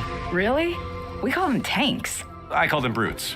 From Latin, I'll play Brutus. this. We'd sound smart calling them brutes. Eon, you don't want to get in here and help name these? No, this game looks fun. Doesn't look bad. I'll try it out. And it's gonna be on Game Pass. You know. The Anacrusis is looking like a game I didn't realize I needed in my life. And here from Stray Bombay to tell us more about the Anacrusis is Chet Felisek. Chet, thank you for being here. Oh, thanks for having me. Now, talk to me about this game, the Anacrusis. What's the concept? How did you come up with this? So I grew up with late 60s, early 70s sci-fi. I love that stuff, right? Logan's Run, Battlestar Galactica Space 1999, that wasn't cheesy to me or campy. That was just the way sci-fi was. And so we wanted to set a game in that world. Right? We have those I'm cool thinking about colors, all the stuff cool that we've shapes, been through, man. fantastical sci-fi Throughout weapons the years, and creatures. man. Seeing Parris And then on it also stage lends is itself to, we wanted something that was positive about so the cool, players, man. the characters. You're working together. Sure, there's aliens. Sure, you're fighting them. Sure, you're trying to save Earth. But you're doing it in a positive, uplifting way. Yeah, I've just, after the pandemic, I don't I'm think I getting can go back to a emotional seeing dreary, this, man. post-apocalyptic world. I need something uplifting, and so we wanted to deliver that. That's awesome. Now, talk to me about the gameplay. You've said that there's an infinite replayability to this. So how does that factor in? Yeah, so there's 4-player co-op. You're playing with your friends, and what we want to do is make sure that it's different every time you're playing it. And so we have a lot of different systems that do that, but underneath it all is the idea of the AI driver. The AI driver is driving everything that's happening in the game with items, where they're placed, what's happening with the creatures, what's happening with your health kits, your perks. All of those systems are driven off of that. And so what that means is, as you're playing, not only do you have a lot those, of people don't know that hey, stuff that we've been this through, last time man. we played this, there was nothing here, and this time we're being overwhelmed. And then you also have those peaks and valleys so that you have some downtime, and then you have some really big uptime in it, or a lot of combat happening in it. We're also monitoring how the people are playing. So if you're your first time playing and your team isn't doing very well, we'll put health kits right on the main path for you to find. And then if you don't find them at first, we'll spawn a couple more later. But if you're really good, if you're really killing it, well, we might not put anything on the main path. And so if you want to go find your perks or if you want to go find new weapons, you have to go off that main path and go search for that. And it makes the game just a little bit harder, but in a way more interesting way than just saying, hey, let's double the health of all the enemies. Right. And then we do something of, we actually look from session to session as well. So if you play with the same 3 friends every week, and you guys have been killing it for 10 weeks in a row, well, let's mix it up for you. Let's just throw something crazy at you that you've never seen before, and 1 million aliens. And we can do that because normally when you do difficulty, you've got to be here because you don't know what happened before or after. Here, we know these really big peaks and valleys, so we can bring you to nothing for a little bit, and then have it go crazy. I love that it's scaling to your basically man. your skill level, right? Exactly. So that's fantastic. Now, kind of deeper dive more into the perk system that you're going to have in the game. So for the perks, we looked at a lot of games where you start with, let's say, a class-based thing, and then if you're playing with your same friends, well, I'm going to be support, you're going to be carry, someone else will be how. Like we kind of get into a rut of what systems we're playing and how we're playing. And so we want to be able to mix that up so that every time you're playing, you're also kind of choosing your role based on the perks you're getting. So perks this come game in is fun, man. It's called the meta compiler, and you have to go find the meta compilers in the world. And once you find one, you'll have from 1 to 3 perks to choose from. And then over time, you're essentially building a deck for your character. Just happy. And so you might have it where, if you saw in the trailer, there's a pulse, which is kind of like a melee shove. Well, you can invest into that, and you can have one that you can now recharge your pulse faster, and now it protects your other players around you. And then it gets more powerful, and you can actually do damage with it. So all of a sudden, you went from being a support character playing in the back to leading the charge going forward and knocking down aliens and everyone else blasting them. Or you'll get a bunch of perks that are about investing in one weapon and making it where when you do headshots, it actually does damage to other aliens around. So now you're the sniper hanging back. And so it's really mixing up that kind of experience that you're having. And you'll earn these perks as you play. So the more you play, the more perks you have. But since we want the game to always be great to play with your friends, if you've been playing, let's say you play with me. I've been playing 400 hours. You're brand new. Yeah. Well, we share the perks. So you get all the perks that I have available to me as well. So that way you get to have that experience of all that craziness in your game as well. Man, it's a lot of games like this co-op the shared that's coming experience out with your friends. Now, we kind of already talked about the inspirations, like 2000. I looked at that and it was like 2001 Space Odyssey was the first thing I thought of. But let's talk more about the enemies in the game. What was some of the inspirations for that? So the enemies is we kind of look at it of how we want the players to behave as well as feel. And so we bring in outside playtesters every week. They play our game, we watch them, and what we'd see is really good teams would stick together really tightly. And even if we send something like the Brute at them that spreads them apart, they'd quickly form back together. So we created something called the Spawner. Yeah. And this is just a good example of kind of how we approach the design. The Spawner, you hear off in the distance, and you'll hear it, and you know what it's doing. It's spawning things. It spawns these little turrets that come at you. They're not the worst thing, but they're going to be unrelenting until you kill the Spawner. And so you'll be sticking with your team, and you'll be like, oh, wait a minute. If the Spawner comes now, and this turrets come, and we've got a guy down, we've got to go over there, I'm not sticking with my team. I'm going to go hunt that thing down. I'm going to go kill it. So you go run off, you kill it, you're feeling good about it, and then all of a sudden you realize, wait, where are my teammates? I'm all alone. There's other specials here. Oh, I'm in trouble. And it's trying to create those kind of moments. Which character you would pick mixing it up, before? where you always want to have it where it kind of almost takes turns of one player's the last one surviving, they're the last one up, and they're helping everybody else up and get it going. And so really looking at having those enemies give you those moments for how it affects the players. Bonus question for you. What does the anacrusis actually mean? So anacrusis is a musical term. It means the notes before the song, the little kind of intro. And for this, we have a character, Boris, that you never meet. And the other players just talk about it, because I thought it was fun to have this character that you never really are sure who they are because it's everyone else describing it. And she named the barge that you're on, that you're launching these missions, the anacrusis. And her thought there was, this is not the main event. This is not us against the aliens with fighter pilots and everything else. This is just regular people. This is the pre-battle to the battle. This is finding out about these aliens and what just happened. Oh, that sounds so cool. Again, the anacrusis, everything that you talked about today, it sounds amazing. I can't wait to get my hands on it. But Chet, thank you so much for being here. I really appreciate it. Thanks for having me. We've got so much more coming in today's show, including Obsidian Entertainment with Grounded, iLlusions and Let It Roll with Shredders, and 343 Industries with a deeper dive on that incredible multiplayer trailer for Halo Infinite. I'm so but in. First, the original Stalker was one of the most intense and eerie games of its era. Next year, we return to Chernobyl for Stalker 2. And Zach from GSC Game World has a closer look at the game. Let's check it out. Hi everyone, it's Zach from GSC Game World. It has been several days since the gameplay reveal of Stalker 2. Our game now has a subtitle, Heart of Chernobyl, and a release date of April 28, 2022. By the way, the pre-orders are opened for both PC and Xbox. You're obviously here willing to learn more, so here are several details about Stalker 2, Heart of Chernobyl you probably didn't know yet. So let's dive a little bit deeper in our trailer. This section of the trailer is a bandit's gunfight on the chemical plant. You can see the actual in-game animations of picking up the weapons and installing modifications on the go. The thing is, you can notice the teaser of a new faction. We are not showing the exact moment right now because we wonder if you can discover it yourself. You may actually recognize the exact location on the swamps. If you played Stalker Clear Sky, you may remember this place. The time did the job, but the tower is definitely still there. Also in this scene, you can see a brand new detector Skiff is using for the artifact hunt. Yo, Adam, Parris is killing. Because of its form, it's called Gilka, which actually means a really branch big. in the Ukrainian.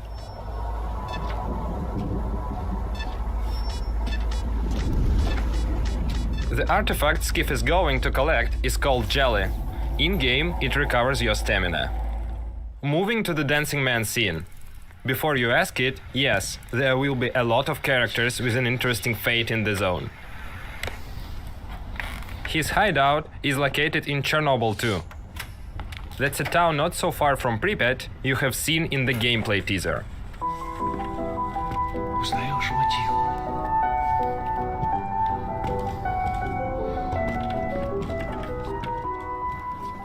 Вот это культура! А ты одно и то же по кругу лобаешь. Сам же просто. The campfires. A small isle of safety in the unwelcoming zone. A place where you can finally have a little rest before another foray. You have seen the campfire during the first trailer in the Rookie village. Of course, it wasn't the only one. Sorry, I'm getting like so many. The zone is full of dangers and messages. mutants. It's crazy. The monsters are the result of the numerous experiments. We're not ready to show you all of them, so let's stick to the old good bloodsucker for now. Считаешь, я не думал, как обойтись без его смерти? Она не могла быть свободна, пока он жил. Зато теперь посмотри на нее. Нет, Скиф, я не отдам ее никому. Зона дала мне жизнь, новую жизнь.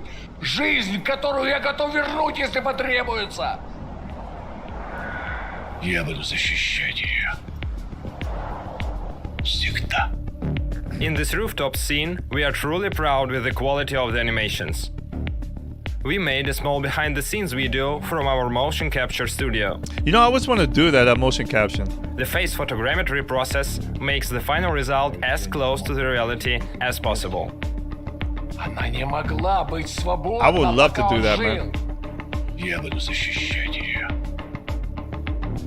Всегда. The Gauss gun you're seeing in this section is one of the most powerful weapons from the arsenal. Look at that. That looks beautiful, man. Охренеть. I'm gonna try this out. And it's on Похоже, Game пора. Pass. И Woo! куда ты теперь? В Припять. Moving to the final thing for today, the man at the end of the trailer is Sergei Grigorovich, the creator of the Stalker series. Удачной охоты, сталкер. Thanks for joining us today. We can't wait for the moment when the time comes Stalker. to enter the zone on April 28, Anybody getting this? 2022.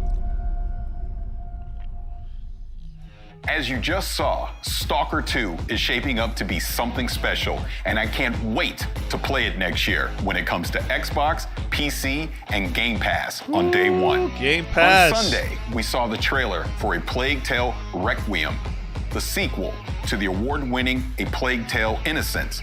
And for those of you who are fans of the original, we've got some good news for you too. Amicia, I want to see Mommy. Where is he?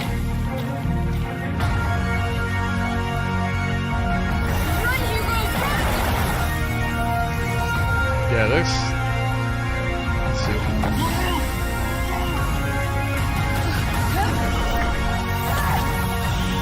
No one can escape their own blood.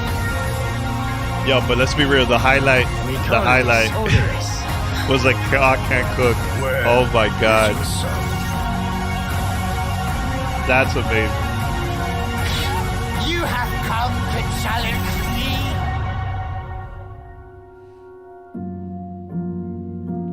My god, I'm getting so many messages. It is crazy to keep up. It's really crazy. If history was in your hands, what would you build?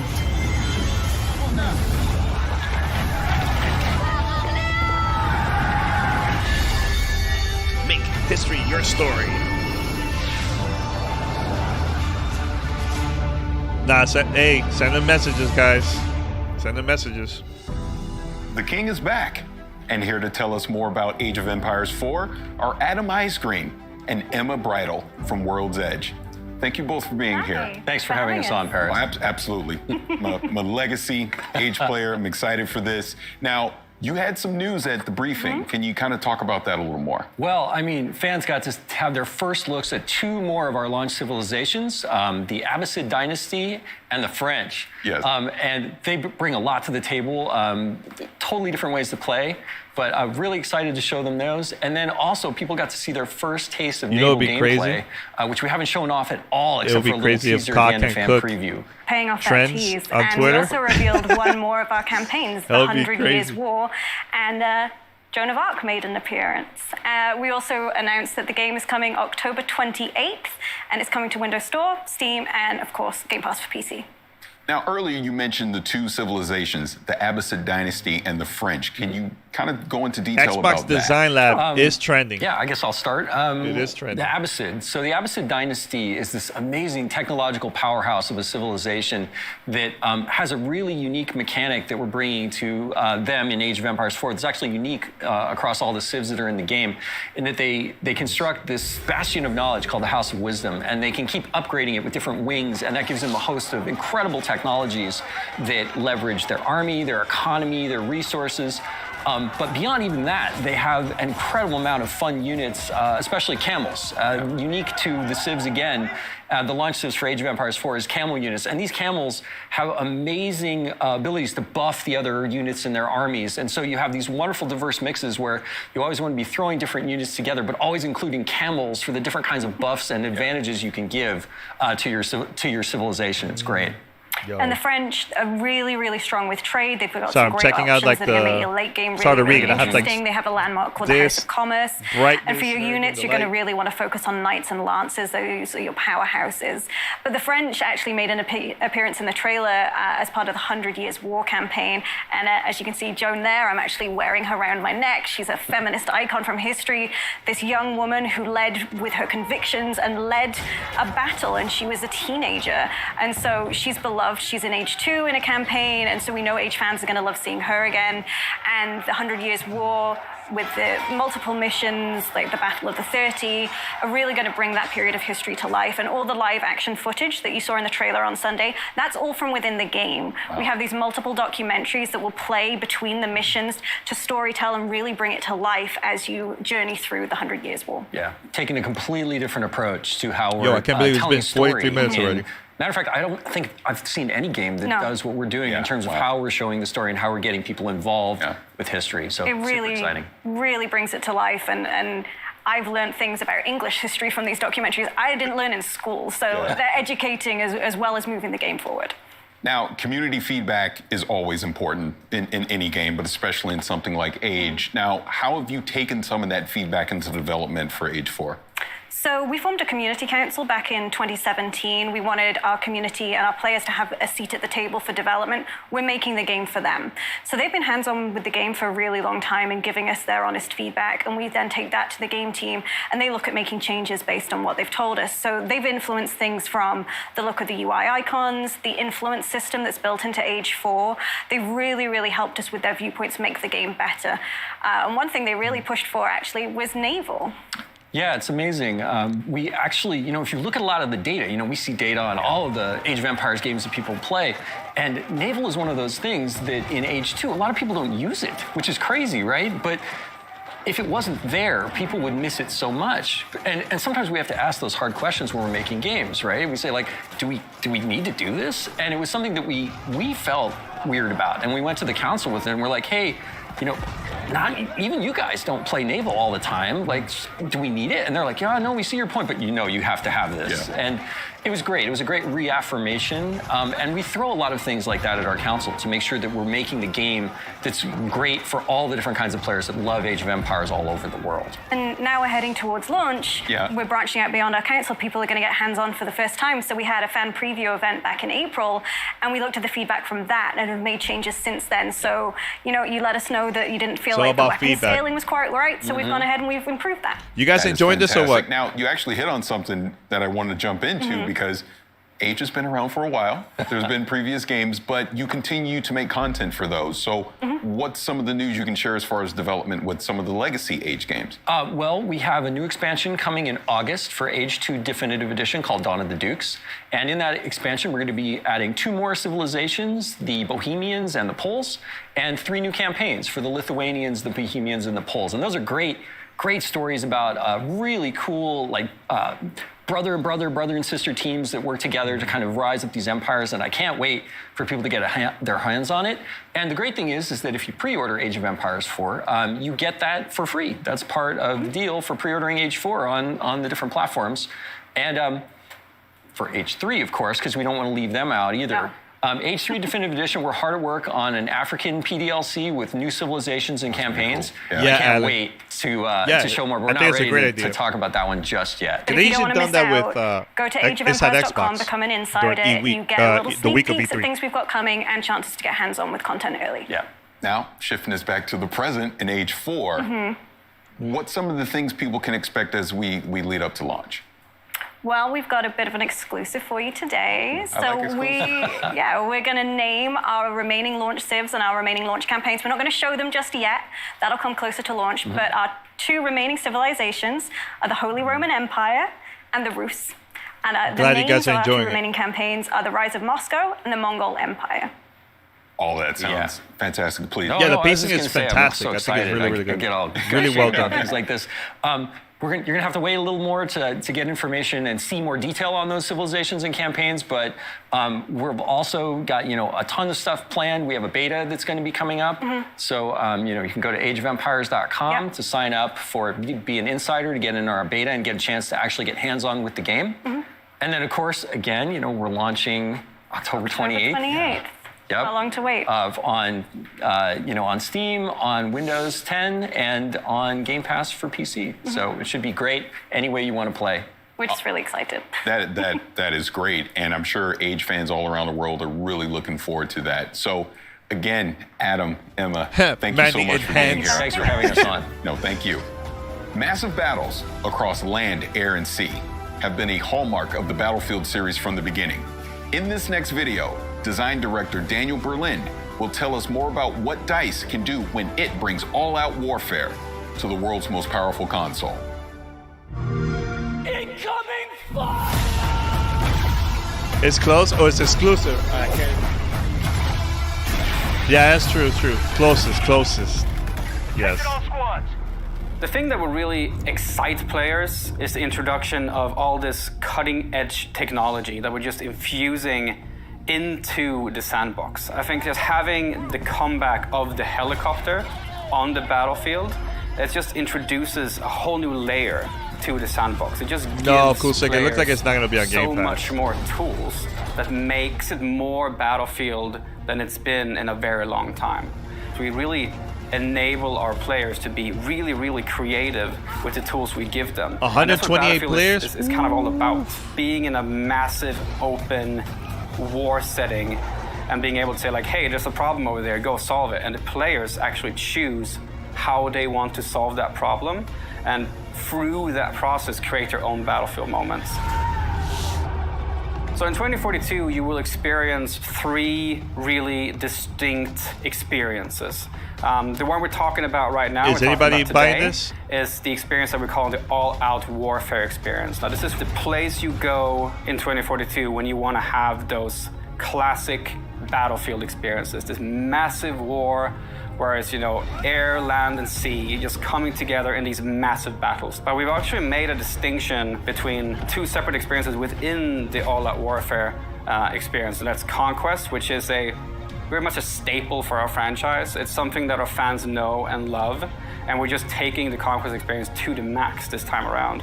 Conquest is all about the freedom, the access to the sandbox, being able to choose where you fight, how you fight, where you want to go. But it's also experience that will allow players to kind of choose their own pacing. And there's moments in Conquest where it's single-player gamer? Complete chaos. How you play that with? So you like to play with randoms? On a single point, and the chaos goes up to the maximum. But there's also moments within Conquest where, you just had that big battle, and now you've won that battle, and you go like, okay, you bring up your map, and you have a conversation with your friends, and you say like, okay, where do we want to go next? Oh, we need to go over there to that state. Okay, how do we get there? Oh, let's call in a vehicle. And a vehicle, you can call it in wherever you want. And then your friends, you hop into the transport vehicle and you go across the map and you go to a new location where there's a new fight. So Conquest is just that full freedom to the sandbox. And right next to that lives the other experience within All-Out Warfare, which is Breakthrough. And this is a significantly more guided experience. It takes you on a journey throughout the entire map. And in Breakthrough, there's an attacker, the first time Parris is hosting a show? Yeah. Team. For something like this, it's the first time. Them into fighting head-on in a specific space. So the time to action is short, and the level of chaos is really, really high. There's helicopters, and there's tanks, and there's infantry. There's just everything happening, and it's just complete chaos in Breakthrough. So All-Out Warfare kind of takes these 2 fan-favorite staple modes, and we make them distinctly lean into their specific strength. And that's on the Xbox Series X and the Xbox Series S, you will actually be able to play All-Out Warfare experiences up to 128 players, which is a double to what we've done in the past in the franchise. And this is really, you can have those moments when you're playing 2042, when you're sitting in the helicopter and you look down and you just see this, sea of tanks, soldiers, infantry, helicopters, fighter jets just moving in unison, and you kind of get this feeling that you're part of something bigger, like a really, really massive army. And that's the strength of the massive play spaces that we're building. And I think, what helped really too, having that confidence because of the podcast, hosting the show, like that helped out a lot. Because it wasn't just as simple on as camera for the past few years, just making it bigger and then portion the locations out. It doesn't really work that way. So we've leaned into a new type of design mentality that we're calling clustering. Now, with clustering means that you will have a massive battlefield in front of you. But within this massive battlefield, you will have particular clusters of objectives. So the map Hourglass is set in Doha, Qatar. And it is, doing a I'm good not going to job. go into any specifics about exactly how large it is, but it is definitely one of the larger maps that we will have in 2042. It's one of my favorite maps personally because it has some really, really cool, distinct locations within it. Down to the south of the map, you'll have a fully destructible village. And this is a great space for infantry and vehicles alike, because you this know coming out in as October, a battlefield player that right? infantry is skulking around inside the buildings, but you know when you're in your tank or your attack helicopter, you can just can destroy those buildings and get access to the infantry. Man, and you can 128 go players. further east and you'll find a bunch of high rises, skyscrapers. October so there's a whole 22nd. Yep, section you're there right. where you can enter the skyscrapers, you can go up to the top of them, you can zip line between the roofs, have fights in between the rooftops. But if you want to change it up even more, you can basically skydive off of the skyscrapers. And if you're playing a particular specialist that has access to a wingsuit, you can actually glide across the entire map space and get yourself all the way over to the stadium, which is on the east side of the map. And the stadium itself, it's a place you go when you really want to just take out your shotgun and have some close quarters combat. So the mentality here of building larger maps, but creating October looks expensive as hell, man. But if you have Game Pass, you're good. And with the Conquest game mode, for example, I think we'll have more about also see the backlog. the fact that if you want to capture the entirety of the stadium, it's not just to go there and capture one location. You actually have to capture multiple locations Mandy is a within the specialist in stadium backlog games, right, Mandy? to consider it yours, that your team can actually get benefits from it. I'll tell you this, lots of 2022 is looking moments on Hourglass. insane. If you saw in the gameplay trailer as well, there's a massive wall of sand moving across the entire gameplay space. So what happens when this massive wall comes, of course it engulfs you in the storm itself. But as it passes by, it leaves the entirety of the map in a different mood, in a different light, and it changes the visibility for the player. And this is a really good time for you to lean into our Plus system, where you have the capability to actually alter the customization on your weapon. Right. I'd also like to mention that really the wall of sand is one thing, right? I played Battlefield in the past, but not hard, like not a lot. You know, so I'm curious to try this out. And the tornado is this massive disruptor that just comes into the play space, and wherever it goes, destruction follows. It's a massive, moving physical entity that will pick you up, throw you across the map, pull helicopters into it. It's just a crazy, fun physics experience that happens as you play the map. So everything is in the hands of the player. This really is a sandbox. And these moments are in the hands of the player. While in other games, the battlefield moments are pre-scripted, in our game, they just happen. And they happen differently every single time because it's players controlling what's happening around you. That's something that you only get in Battlefield. And that's why I love Battlefield so much. Yeah. I thought when they showed that, I was like, oh man, this is like some Battle Royale. Yeah, it's not. Epic action at an epic scale is what we all want from Battlefield 2042, and DICE looks poised to deliver. During the showcase on Sunday, we announced an exciting collaboration between Rare, Xbox, and Disney with Sea of Thieves, a Pirate's Life. See, I'm a free so curious update about this. Which brings Captain Jack Sparrow and his crew sailing into the Sea of Thieves. Today, we're premiering a brand new trailer showing some of the gameplay you'll experience when you team up with Jack Sparrow for this all-new adventure. I can't wait to be a part of this crew. Let's take a look. You'll always remember, You know what I was thinking? Your crew Is it possible to play this multiplayer or is only single player, this campaign? To the Sea of Thieves. Quick as you like. Chop, chop. It's time to bridge the worlds and take our rightful places as lords of the sea. Now we have awoken, and we are hungry. Perhaps they'll take me on the grand tour of me fallen kingdom. I was starting to think you'd taken a tumble. Not everyone's as steady on their feet as I am. This is the first place I've found where everyone appreciates my uniqueness. Yeah, agreed. Agreed, Savage. Coming aboard! Keep your crusty claws off me! But I'm glad that this game is going to get this type of Davy push. Jones wishes you destroyed, and I shall oblige him. What is that infernal noise? That's Captain Infernal Noise to you, mate! Sparrow! Destroy that statue, Oh, man. and there'll be the double to pay! Enough of this. Hear me, my daughter. Come more than beast. Whatever they've told you, it's not true. Unless it's flattering, in which case, it's all true, but they left out the best bits. Savvy? Yo, that's like right there.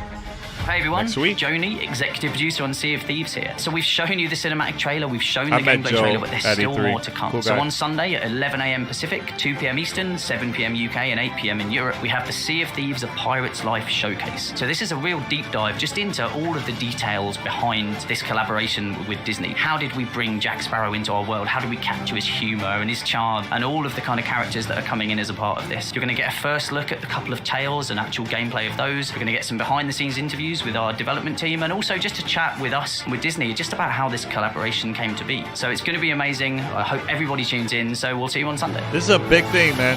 Big thing for Sea of Thieves and Rare, you know? Really cool. What's this? Flight Simulator. I'm gonna play on the console, can't wait. That's soon.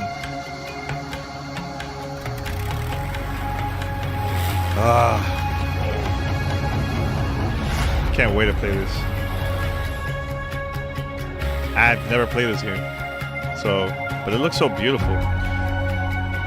I want to fly to the Dominican Republic, just check out the view and everything. It's gonna be cool. I'm gonna do that. I'm gonna fly live. It's gonna take a couple hours to get there. Yeah, right? That's the best part. And this game came out at a time where people were stuck at home. You know, like nobody was flying during the pandemic. I mean, later, you know, but when all this was going down, yeah. And this game came out and everybody was just playing it. It was so awesome. Really cool. Yeah, very relaxing. It's not one of those shooters or anything like that, you know, and I love Pilot Wings, man. I mean, it's not the same, but it's very calm, it's very chill. It's gonna be cool. Look at that.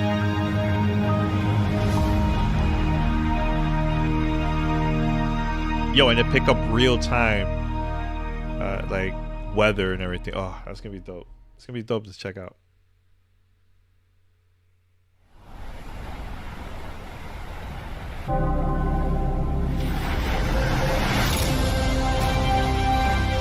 And now they're adding this? Man.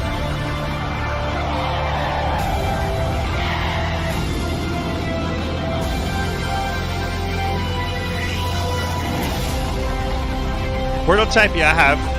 It was fun. It was really fun. Prototype is fun. I went to one of their events. I can't remember which one it was. It was a long time ago. That's when I was doing... I'm ready for the danger zone. But we'll get to that in just a second. What the hell was that? Microsoft Flight Simulator launched last year on PC. Reviewers and gamers alike were blown away by the stunning visuals and the depth of simulation. Joining us is Jorg Newman, the head of Microsoft Flight Simulator. Yo, he's having fun Jorg, with this. Thank you for being here. Really appreciate it. Good to meet you. Those are cool glasses.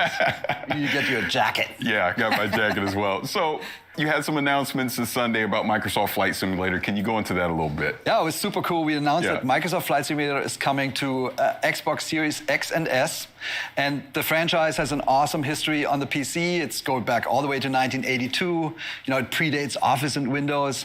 And when we launched last year, it was on the PC only. And it was a really warm welcome from simmers and from press and from people who have never flown Flight Sim before. Yeah. So we're super excited that it comes to console now. And so for the first time in the history of the franchise. So I've been playing Flight Simulator since last year on PC. I have a 3080, but it is now coming to the Xbox Series X and S. What sorcery are you doing to get this running on both of those consoles? I have to know. I think it's a combination of two things, really.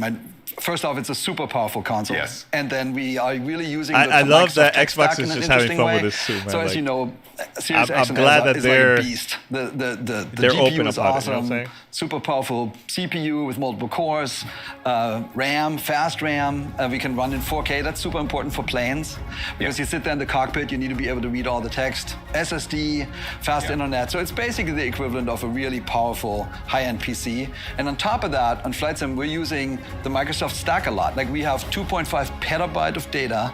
It's 1.6 million CDs sitting on Azure. And we're basically streaming that down as you go. And we also do machine learning algorithms up there, and that is how we build procedurally in runtime 1.5 billion houses and 2 trillion trees. So it's a combination of those two things. Super powerful console, super good use of the Microsoft tech stack. You get it to work on console. That is fantastic. Now, with Xbox Game Pass and with it coming to console, you're going to expose Flight Simulator to a lot of new gamers, right? So what are some of the things that you're going to do to make it more accessible to a wider audience? So we had, you're exactly right. We had a little bit of that last year when we Mm-hmm. launched because we knew the flight simmers, that's their hobby. They came in, they know everything about aviation, they know exactly what to do. But we had a lot of people come in through Xbox Game Pass on PC and basically tried for the first time. So we, even on the PC launch, we did a bunch of work on onboarding with tutorials. We give some assistances, but now for this Xbox version, we're actually doing a ton more. And I actually brought you a little video. And so there's 5 things we did. The first thing, if you're becoming a pilot, the first thing you do is you do a discovery flight. It's basically, you know, you have a flight instructor next to you. He does most of the work, he or she. And you get to steer the plane and feel really good about yourself, right? And so we said, we need to recreate that. So we picked 10 places on Earth, like some of the most compelling places, like Mount Everest, or Rio de Janeiro, or New York, or the pyramids. And we basically put you in a plane, it's ready to go, I can't believe it. And all you need to do is fly and have fun. And it's really, as an onboarding experience, is super good. And then we noticed on the PC side that people are really love to explore the world in Flight Sim. I did that. I've spent like a month in South America, and I've never been to South America, and it was super cool. But it was only visuals, and you know, so you didn't quite understand how everything fits together. So now we added labels, and Bing has all these labels basically for every POI, like famous place, or river, or mountain. So we have all those now, and we put that into the world map. And even if you go down and you try to plan out your flight, you can now see all the cities around you. And it totally transforms the experience.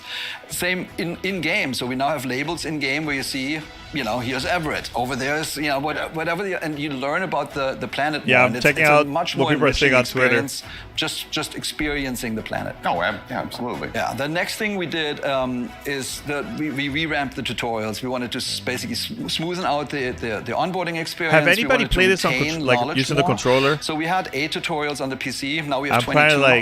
And they're shorter. They're much more focused. Oh, kind of funny game. Subscribe. Gracias. Thank you so much. Indicator system. So basically, it rates you and how you did. Is that Greg? Who is it? Tim? Greg? I don't even know who it is. Honestly, I can speak for myself. Like, I'm totally motivated to get better and better and better. And with that, you learn more and more how you really fly. So it's been super successful, and I think it's going to help newcomers. Oh wow. The next feature that we have it's called Flight Assistant. Well, thank you, Greg. Which I use a lot. Basically, is it Greg? I don't know who it is. New York, thank you for the good stuff. That's awesome. You want to actually just look at the landscape. Yeah. Look at the city, but you know eventually you want to go to Brooklyn Bridge. So on the flight instructor, you can now flight assistant. You can now click on. Thank you go so to much, Brooklyn Bridge, and the AI, almost like a co-pilot next to you, will fly you to the Brooklyn Bridge, and you can just look around and have. Everybody say hi to Greg. Everybody say hi. Say hi to Greg. Sometimes challenging for people. Like you can click on the airport and say, please land me at, say, Newark Airport.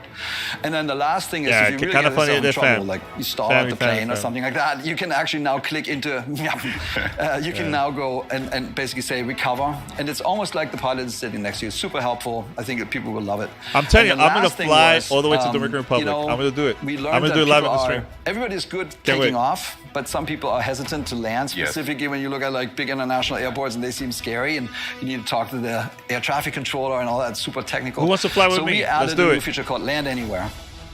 Just let them land Autopilot? anywhere. I never played this game, so I don't know. When you do that, the first thing you idea. see is 71% of the planet is water. Yes. So we added basically floats to a bunch of our planes, and you can land everywhere now in the ocean. Yo, or in I the have to rivers say, or wherever. Paris Same is with snow. killing it, yo. So we have skis on Killing our it. planes now, and so you can go to the polar regions, Man. mountaintops, or when it's winter, because we have winter when it's snowing. From the you Bonnie can now Ross land Institute anywhere. to So this, I think that's- those 5 things in it's combination crazy. It's will crazy really make seeing it this, easier honestly. for people who have never been in a flight sim, because it's, you know, we made a decision not to dumb down the flight sim. It's not Cooper, easier. thank you so much It's for not the Prime, man. gamified. For the Like subscription. we gave Thank you so much. We gave assistances to help you learn how to actually fly a plane. I think we're going to achieve that. So, one thing on PC is there's a ton of flight accessories that you can use as far as various peripherals and controls. What are you going to be able to bring to the console that can somewhat replicate that experience? Totally. So a good news story. So there's 2 really good flight sticks already on the console. It's the Thrustmaster T-Flight HOTAS 1. If you have that, and then there's also the HOTI HOTAS flight stick. Yep. And so we fully support I'm those glad 2. it looks and like then we work it's with been all the positive main with top-notch the stream, peripheral right? makers, both on PC and Xbox. And all I can say is there are going to be some really good announcements coming up. Yeah. And for Core Simmer, I can say you can now play. We have the software to have a full Core Sim experience, and we'll have the hardware on Xbox. All for the first time on a console. It's going to be great. Oh, that's going to be great. Now, we obviously had the funny start with the Top Gun Maverick expansion pack. You announced that, but can you go into a little more detail about that? Yeah, I mean, you can expect. We couldn't be more excited, right? Like, Yeah. I mean, it's really like a dream come Yeah. true. If you think about entertainment and the franchises that celebrate aviation, you will actually come to Microsoft Flight Simulator and Top Gun, and it's a perfect marriage. So I can't say that much about it because the movie obviously is, you know, keeps everything under wraps. But if you watch the trailer carefully, you saw there's some FA-18s, and there's an aircraft carrier. There might be another plane. So it's going to be super and then fast I can flying. say is we're going to go fast, like really fast. Oh, he did just mention it right and now. We're going to be in the danger zone with this one. That is going to be great. Really looking forward to that. Now, as we wrap this up, there's not much else you can say about the Maverick expansion pack, but what else can people expect from Flight Simulator in the near future? A lot. So ever since launch, we said we're going to launch and have a new update, like a big, meaningful update every single month. People are going to be crashing We left and launched right. 9 months ago, and we had 9 updates. Trying to like learn so how we to have something fly. that's called World Updates, where we just pick a zone on Earth, like the United States or Japan or like England and Ireland, and we make that really better. Like we get the latest the best possible satellite imagery. We create an elevation map that basically makes the mountains She's been look really better. busy. We create We'll see. 3D Hopefully she'll cities. come back Like and start after streaming launch, again. we launched London and Paris. I gotta learn though. And we also make missions. So we celebrate the planet, like with these updates. And we're just going to go around the planet. We're shipping 2 more this year and 6 more next year. And then we also have something called sim updates, simulation updates, where we work with the manufacturers of planes, with the flight sim community out there that knows tons about everything, and also with real-world pilots. And we're basically making the sim better and better. The goal is to make the ultimate sim. Yeah. It's the perfect thing, totally authentic. And then on top of that, you should expect the unexpected. Just like with Maverick, which I don't think people really saw coming, there will be more of that. And I think all I can say is it'll get the gamers and the simmers both their hearts pounding. So keep watching the skies. That is awesome. Now, cool. Again, I'm Anybody so gonna play excited this? that more people are going to get to play Flight Simulator. I've been playing it on PC. I love it. I highly recommend everyone do the flight from LA to Paris. It's really good, very cathartic. But as we get out of here, I want to thank you so much for taking some time to talk about Flight Simulator. Can't wait for that expansion pack. Thank you so much. It was awesome. Thank you. Still to come, we have Grounded, Shredders, and of course, Halo Infinite.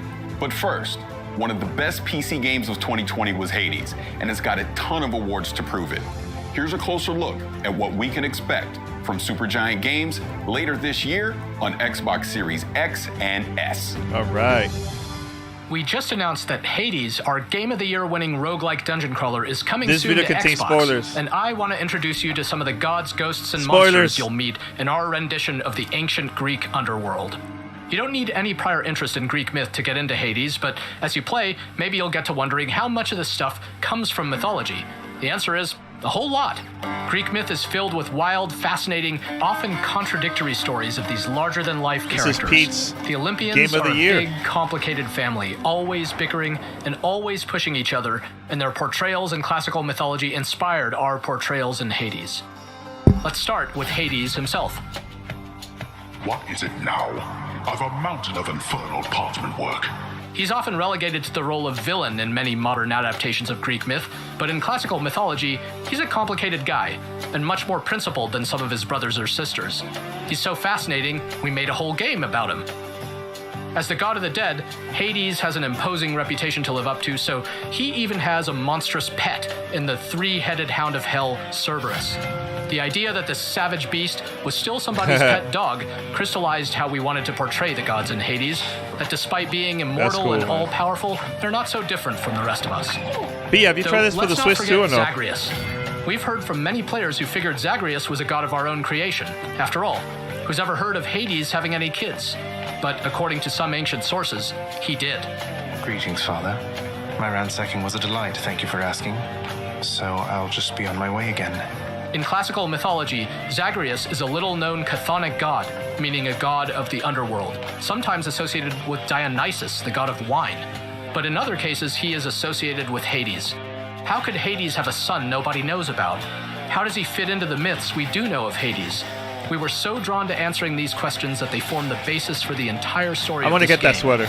If you're that the hoodie prince that Parris of the has. Underworld, who do you get as your personal trainer? That That would be Achilles, a they have near it on the invincible website. warrior in his day, once $59.99. called the greatest of the Greeks. Good to see you, lad. I want to get Despite that. the That looks really cool. circumstances. Remember your training out there. I'll put it in the chat if you guys want to try it out.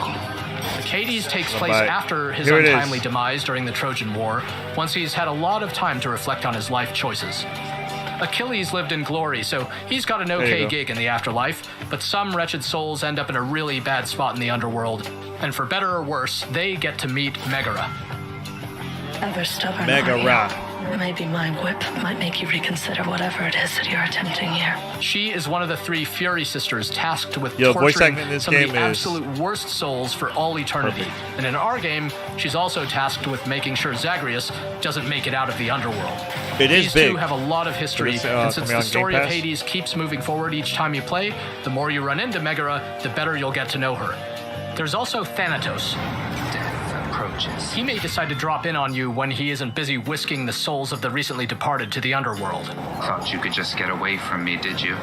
He is the personification of death, according to Greek myth, though represents more of a peaceful death than, say, the kind that happened a lot during something like the Trojan War. So even though he can seem a little sinister at first, in the spirit of the mythology, we wanted our Thanatos to have a gentler side. Thanatos has a couple of brothers in Hades, such as Hypnos here, the personification of sleep. By the way, Pete, what time is it over there? It's late? Paul says he Your one way? of the wretched thugs got you too. Has to be like maybe 8 or When 9, he's not right? dozing on the job, Hypnos can comment on every single possible way you can die in this game, of the dozens and dozens of different possibilities. Where did all these gods of the underworld come from anyway? According to the Theogony, an ancient Greek creation myth by Hesiod that introduces all the gods and their ancestors, many of the chthonic gods came from Nyx, the personification of night.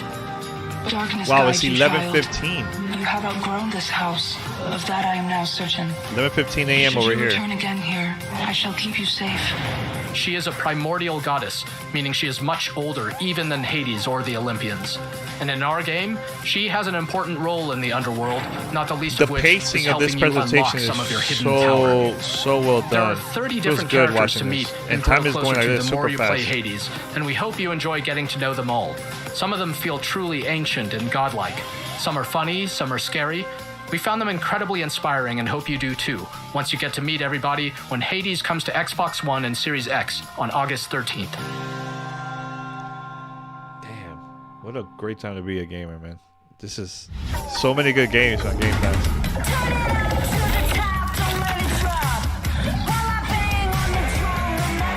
I think they're going to talk about Grounded now, right?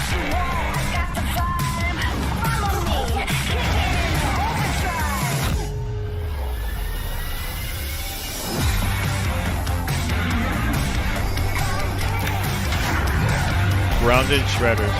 Yeah, very informative.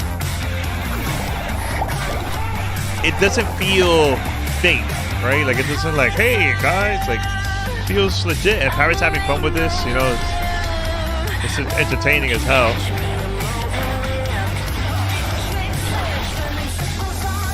Really cool.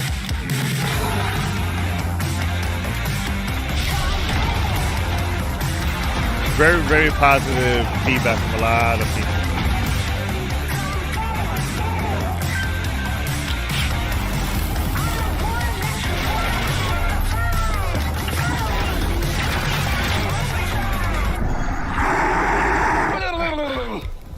Да пошел ты. Wow. Xbox just tweeted a closer look at Parris' new Xbox Design Lab controller, and they tagged Kyle. Savage. I'll post a link here. Wow. That is hilarious.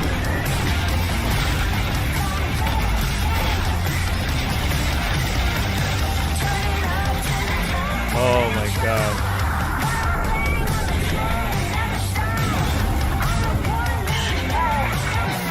Okay, this is good. This is really good. Holy sluthering whipple.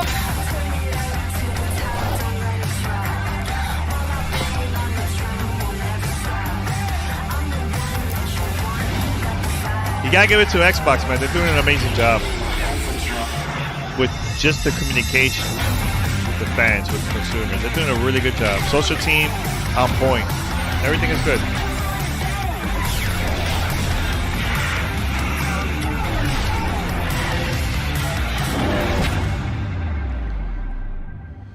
Yo, 3 months for $1, and you get so many games. Go big. Yeah, Grounded. Or never. I haven't played this so long.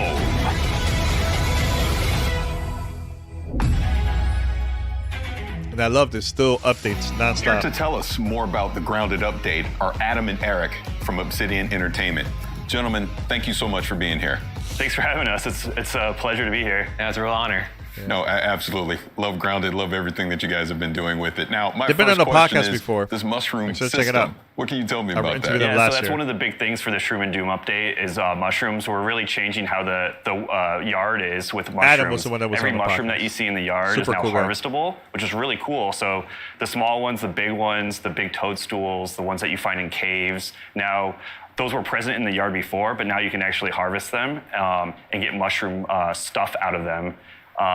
The next kind of part of that is that we're adding a couple base building elements like mushroom bricks. Yeah. So you have to take all those mushrooms that you find, and then you have to grind them up in a grinder, which is a new building, and then you have to take them to your oven, which is another new building that we're adding, and bake the mushroom stuff into bricks. And then with the mushroom brick buildings, there's a whole host of new options for base builders. And it's more fortified walls and a bunch of other options so you can build a cool big castle. Oh, that's really cool. Now, we saw the Broodmother, so you're bringing bosses into Grounded. What can you tell me about that? What does that mean for the direction of the game as we move forward? Yeah, so the Broodmother is our first boss. Yeah.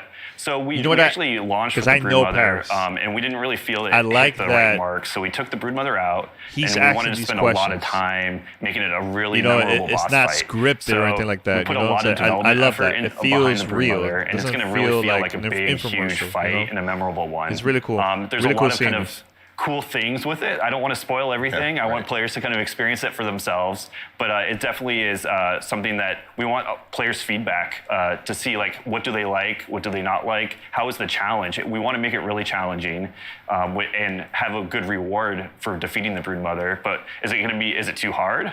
We'd like to know that. So for future development on Grounded, like, we want to make more bosses. And so we want to get all that feedback to improve the system. Now, you actually bring up a great point about community, but I'll put a pin in that and come back to it in a second. So I know you don't want to spoil anything about the Broodmother, but is there any tips you can kind of give people ahead of time on what they can do to survive that encounter? I would definitely say that you would need to make sure you have the highest tier armor and gear up really well for this fight, because it is going to be difficult. And then you also want to have the right mutations equipped as well. And if you're playing with your friends, it might be good for one of your friends or yourself to use the brand new crossbow we're going to put into the game, so you can have some ranged DPS while someone else like face tanks the Broodmother. Yeah. So it's going to be pretty cool. That's pretty cool. So again, going back to community, I know you love getting feedback about Grounded, obviously starting as an early access game, but What are some of the things that you're looking for as far as in this update? What was something that you got feedback-wise from the community that you put in this update? Yeah, so there's it's one thing that we love working with community. So that's something that we, as developers, we love just hearing what people have to say about the game, and we're continually developing it with the community. So there's a lot of new things in our new update. One of those things is the game came out already. And that's one thing that we're really just adding like those little features. Another one is just sprinting up ladders, which is something that just hearing people how they interact with ladders and adding a sprint mode. The other one is one of our funnier features that we're adding is sitting in chairs. Yeah. So it's something that a lot of people really, really wanted. We're also introducing like the first phase of pets in the game. So we're going to start with aphids. So you'll be able to tame an aphid, run around the yard with the aphid. But you also got to make sure you protect your aphid because accidents can happen in the backyard. Oh, there's one other thing too, achievements. So we're really excited to announce that we have achievements in Grounded, and that's purely based on everyone's feedback. Everyone's been wanting achievements, and so we're finally adding them to the game. That's really good.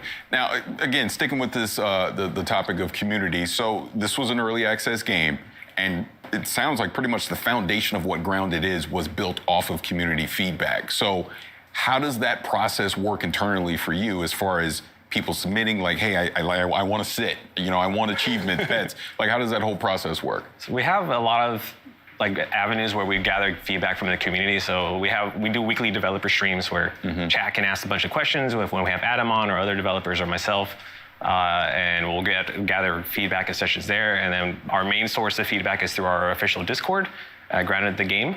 And I use a series of bots to gather a bunch of feedbacks from the players. And I'm glad they're adding so much content in this me, game. Adam, they're not going to stop. members of the team, and also from the community team get together. Yeah, I like that shirt. And we have a weekly meeting going over all the suggestions and kind of prioritizing what will work and what we can put later in the future for like other suggestions.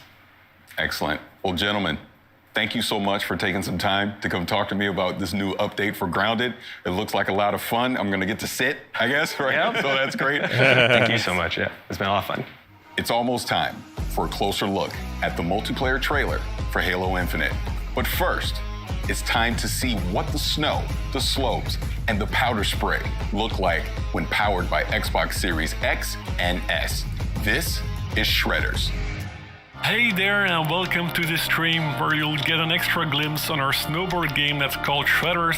Yeah, it's almost over, man. This and project lead at Halo Foam Infinite. Punch. Hello, this is Marcus Foshmo, tech lead on Shredders and Foam Punch. Yeah, you've probably seen our trailer at the Xbox event. We've been tinkering on this game for a while now, and while it's still in development, we're happy to show you more of this game. So I'm switching to our developer drone cam. I can actually spawn wherever I want, like instantly. But I first want to show you some of the areas we've been working on. This mountain resort is called Frozen Wood. It's inspired by some of the resorts in the French Alps where I've been snowboarding a lot. I'll try it out. These cozy parks, sidekickers, half pipes, really big rails, a lot of features in there, way more than you would expect in a normal I'm glad that you mountain guys are resort. enjoying this, though. But hey, this Thank you is so a much for video watching the game, stream and with we me. want as many It's features as history possible. for us, you know. So yeah, like I said, this is completely open and you can go snowboarding anywhere you'd like. You can do some missions. There's like a story evolving around the main character that wants to participate in a kick-ass invitational border cross event.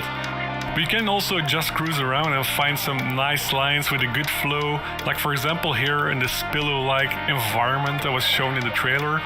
Or you can go up there, like take some huge kickers and big rails at the big park. And just look how big this mountain range is. Like we've got space for industrial areas and street areas. There's backcountry, high mountain riding. There's even an old Italian-looking village you can shred. A lot of these locations have been inspired by events happening all over the world and snowboarding movies that inspired us these past years. It's kind of a tribute to, in fact. Also, anywhere you go, you can always ride during golden hour due to our real-time lighting engine. But But hey, having a fun and realistic environment is nice, but it's not fun without kneeling the riding itself, right? Yeah, so for the actual snowboarding, a big inspiration for us all, I think, has been pro riders, snowboard movies, and all the crazy stuff that they do on a snowboard. Who else is getting this? And of course, ourselves riding in real life and just having fun and being creative. It's on Game Pass, so I'll try it out. That's something that we want to bring into the game. Conceptually, we're trying to keep the convention of one stick for the board and one stick for the body, and directly map that onto Did they mention how many players At any point, online? you should get a physical or animation response as soon as you're touching those sticks. And it gives you a lot of freedom in your playstyle, so you can choose to be smooth and lazy, or if you are more like fast and aggressive, or you can change up your style however you want. You want the motions kept fluid and stylish while still being very reactive. So that's a big challenge, and we had to create a complete animation system dedicated just for this. And here you can see the board interacting with the snow. It looks beautiful. You put some weight into his turn, and it really digs in those edges into the snow for a clean carve. Or you can just use the board stick here to speed check, to line up for a feature. But you can also use both of the sticks combined for even greater control. Yeah, like here you can see him balancing on the tail of the board. This is called buttering. And from this stance, you can also start tricking just as in normal riding. So for the trickster system, we're trying to give as much control as possible to any trick you've seen in a movie or any crazy trick that you can imagine, while still making it look great. Every grab you can do, you can also tweak it out with the board stick. So for a really big spin, you have to get the timing down in the takeoff. And man, I'm probably gonna be busting my butt every time playing so this. You keep spinning at that high rate, and then it's just a matter of putting down your feet when it's time to land. When we succeed, it looks very simple and natural. So that is what we're trying to achieve, a really fun snowboard game. A new day is upon Halo us. Infinite! A new generation built to fight. Together, we are unstoppable. Yeah, it's exciting. Are you ready?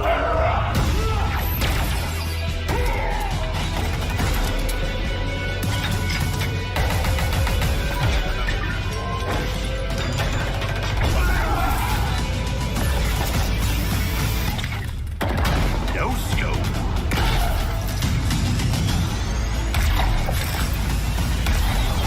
Fake shot. Killing spree.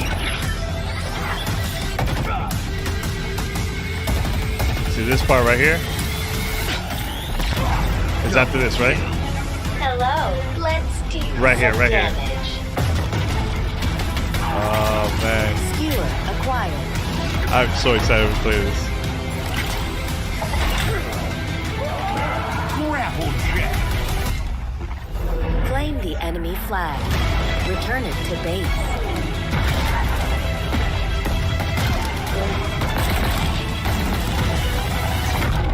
Ordnance drop inbound. This is so sick.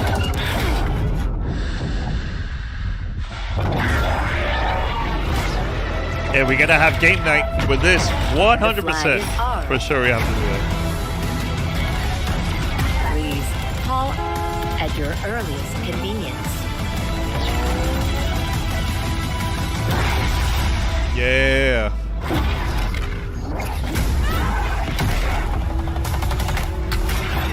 Yeah. Now, show me what you can do. The sword. Oh man. Ah, can't wait.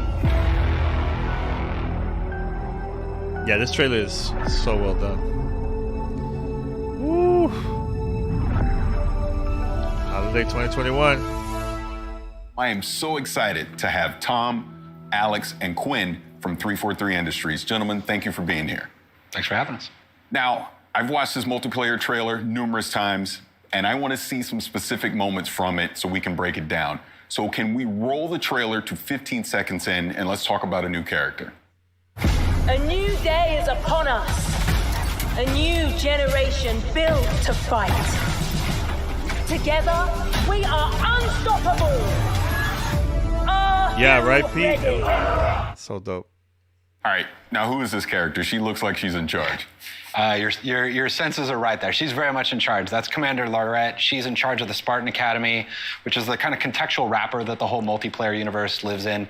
She is basically training the new generation of Spartans to, become better, and that's really where everything wraps around. Thank you. I really love this character, and then what's cool is not only is it kind of the contextual wrapper for the game, but it's also we have a whole suite of academy features, we call them, where there's a tutorial that teaches the players the fundamental basics of the game. There's weapon drills that let you practice with every weapon that exists in the game and improve your skills with those. And then there's a whole thing we call training mode, which lets you play against bots on any map, basically, in the game, and lets you experiment with the toys and kind of learn the flows of everything. So we really want to bring players on board with the game, and again, under her orders and her charge. Now, I want to go to 50 seconds in the trailer because there was a lot of action going on, and I want to check that out. I like the breaking down the trailer.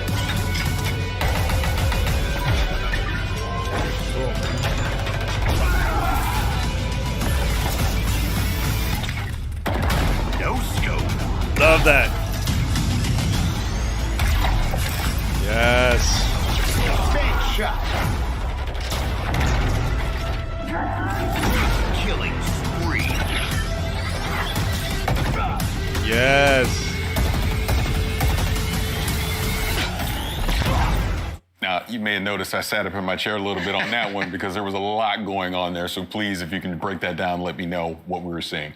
There's a lot to break down. I don't know if we got enough time to get all the way into it. Thank you so much, Space. Some of the things that I really love when I look at that trailer is that first sequence where the player, they have the bulldog shotgun, they're running through, shotgunning enemies, they grab the commando off the rack, put some shots in, low sensor. Like, there's all sorts of different things that the player is interacting with, and that's the sandbox. That's what we call the sandbox. The toys that is at the disposal for players' hands. And we just really love that moment in the trailer where they have the grapple shot, they look up, grapple the ceiling, and then in midair, no scope snipe an enemy, come all the way down, back whack a foe, and then the rest is history as you just see what happened in that trailer. But that's just some of the stuff that players can do, and that's actually the game. That's not just a movie for cinematic experience. Like, that is the game that if players are good enough, put in time, they can actually do the things that you see in that trailer.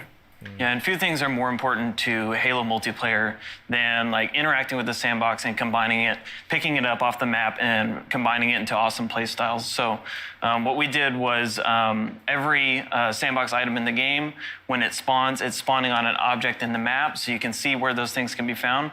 And then it also tells you the respawn time of that item, when it's going to come back, and you always know I can go grab that commando over at this spot like that guy did. So, and then when the players, accrue all those awesome items and do awesome things, you heard the return of Jeff Steitzer, the multiplayer announcer, shouting out medals. So we always want to give players medals when they do really cool things. So you heard some there, and you'll hear some later on in the trailer. Oh, that's awesome. See, when I watch that, to me, that's Halo. That's Halo to me. I absolutely love that. Now, let's skip ahead a little bit more into the trailer to 57 seconds. I heard a voice, so I want to know what this voice is. Let's see it. Hello, let's do some damage. Yeah, so that is the player's personal AI. So in Halo 5, there was a squad leader that announced, when weapons are going to come up and other things going on in the match. And in Infinite, we have the player, like Chief has Cortana, they have a personal AI in their helmet that is kind of telling them these things. And it's also another way that players can show their personality in their characters. So there's multiple personalities and characters for the player to choose, so that the right AI is in their helmet, helping them out in combat. That's cool. That's really cool. I want to skip ahead a little further here because I think I might have saw a big team battle. So let's go to a minute 40 and check that out. It looks like big team battle, right? It's gonna be how many players for Claim big the team? enemy flag. Return it to base.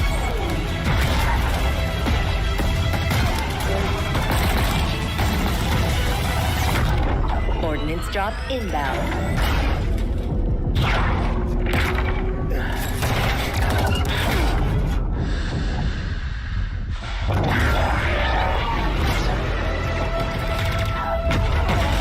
flag is ours.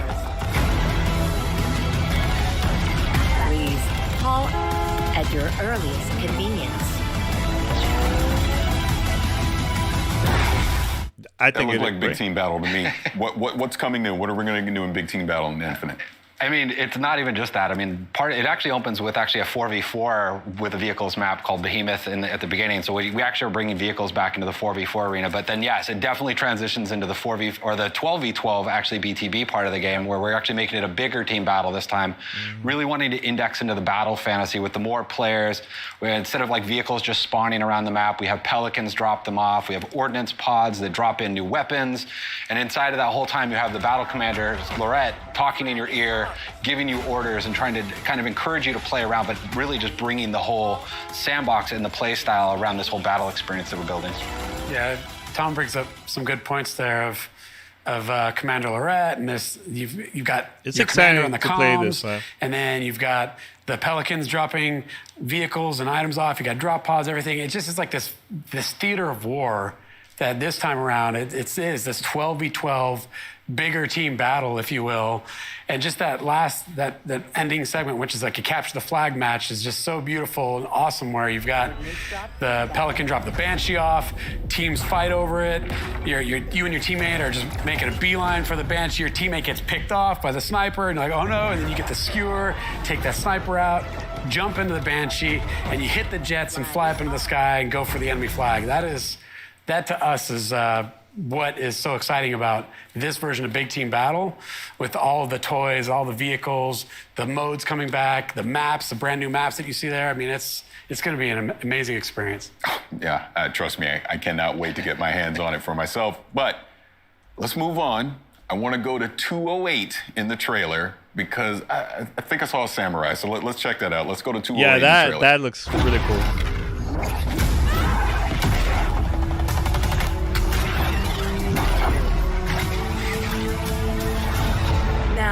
Show me what you can do.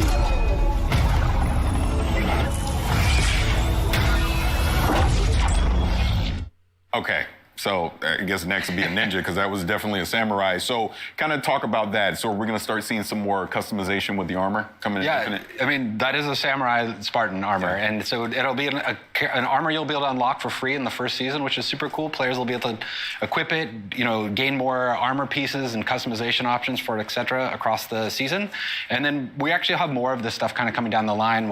There's actually some really cool ideas that we're seeing in that our team that's building that stuff. So there'll be a lot of other cool armors besides just the really core Halo Spartan armor. Yeah, same here, Arctic. I love it. Kind of twists and things for players to play with. Love this a lot. Awesome. Look, now before we get out of here, first of all, I want to thank all of you for being here to talk about Halo Infinite. I'm excited. I can't wait to get my hands on it and play it. But before we do leave, is there anything else that you want to bring up and let fans out there know about? Well, I'm excited for people to actually get their hands on it, like yourself. So, I mean, if people sign up on our Halo's Insiders program, we have in the summer, we have a technical preview that we're going to be launching. So people to finally get their hands on the sticks. And I'm just really excited for players to actually finally get to play the game we're working on. Yeah, and then on launch day, Halo Infinite Multiplayer is free to play, which is new to the franchise. The team is super excited to hopefully bring in, all sorts of fans that have potentially never experienced the franchise or haven't played it in a long time to just try it out. Come in and try it out with your friends. Me, with my buddies, if I have some friends out there that haven't played Halo before, I'm like, well, it's free. Just come on. Let's jump in, download it. Let's check it out. And if it's for you, it's for you. If it's not, then hey, it's not. But kind of think it'll be for you. So I'm excited for it. Yeah, that's the other big key of that point is PC, right? Like this is a PC game as well. We've been putting a lot of effort into that. So not only is it going to be console, but also PC, free to play. Like the barrier to entry is so low, and that has us excited. And I think as we really, just to really think about it, is we've been working on this game. And as developers, when you work on a game, you want to get that game out there. And that almost seems like, for us, that's the finish line. But in reality, it's going to be the starting line for all of us, for us and the Halo fans. Day one, there's going to be a bunch of content there and things that are exciting and good.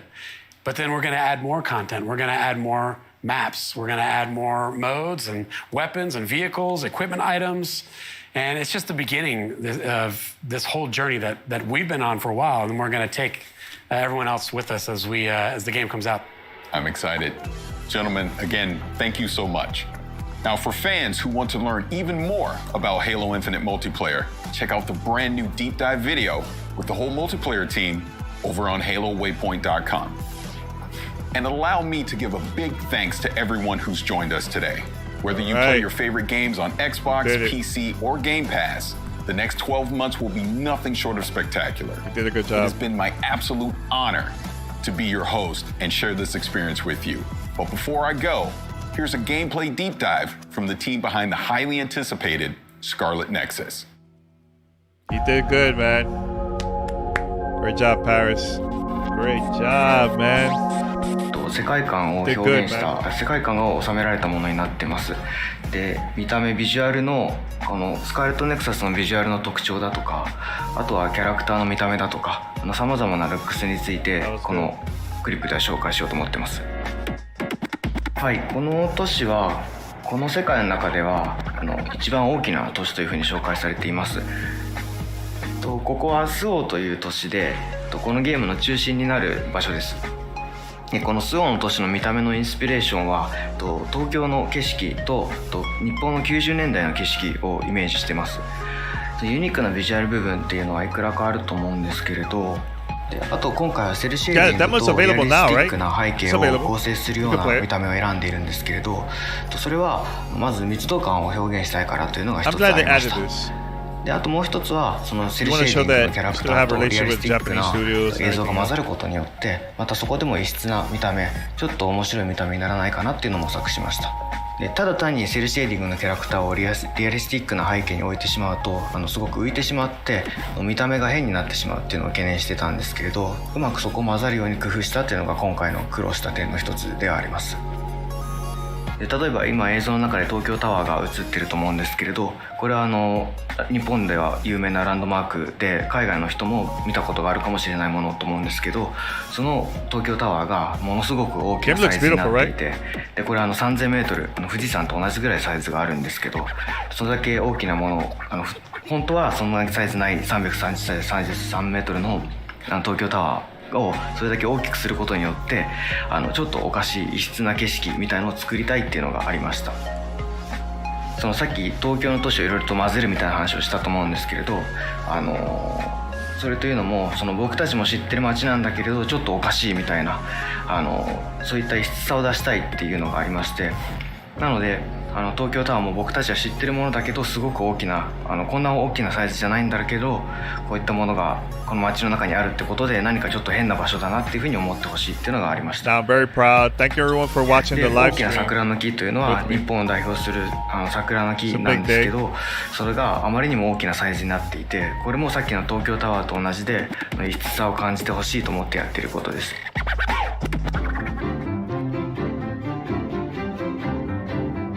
でこれが本作の特徴となる怪異という主人公たちに立ちはだかる敵なんですけれど、この見た目については私はその新規 IP 新しい IP の新しいクリーチャーということで変わった見た目、何か興味を引く見た目にしたいというのが一つありました。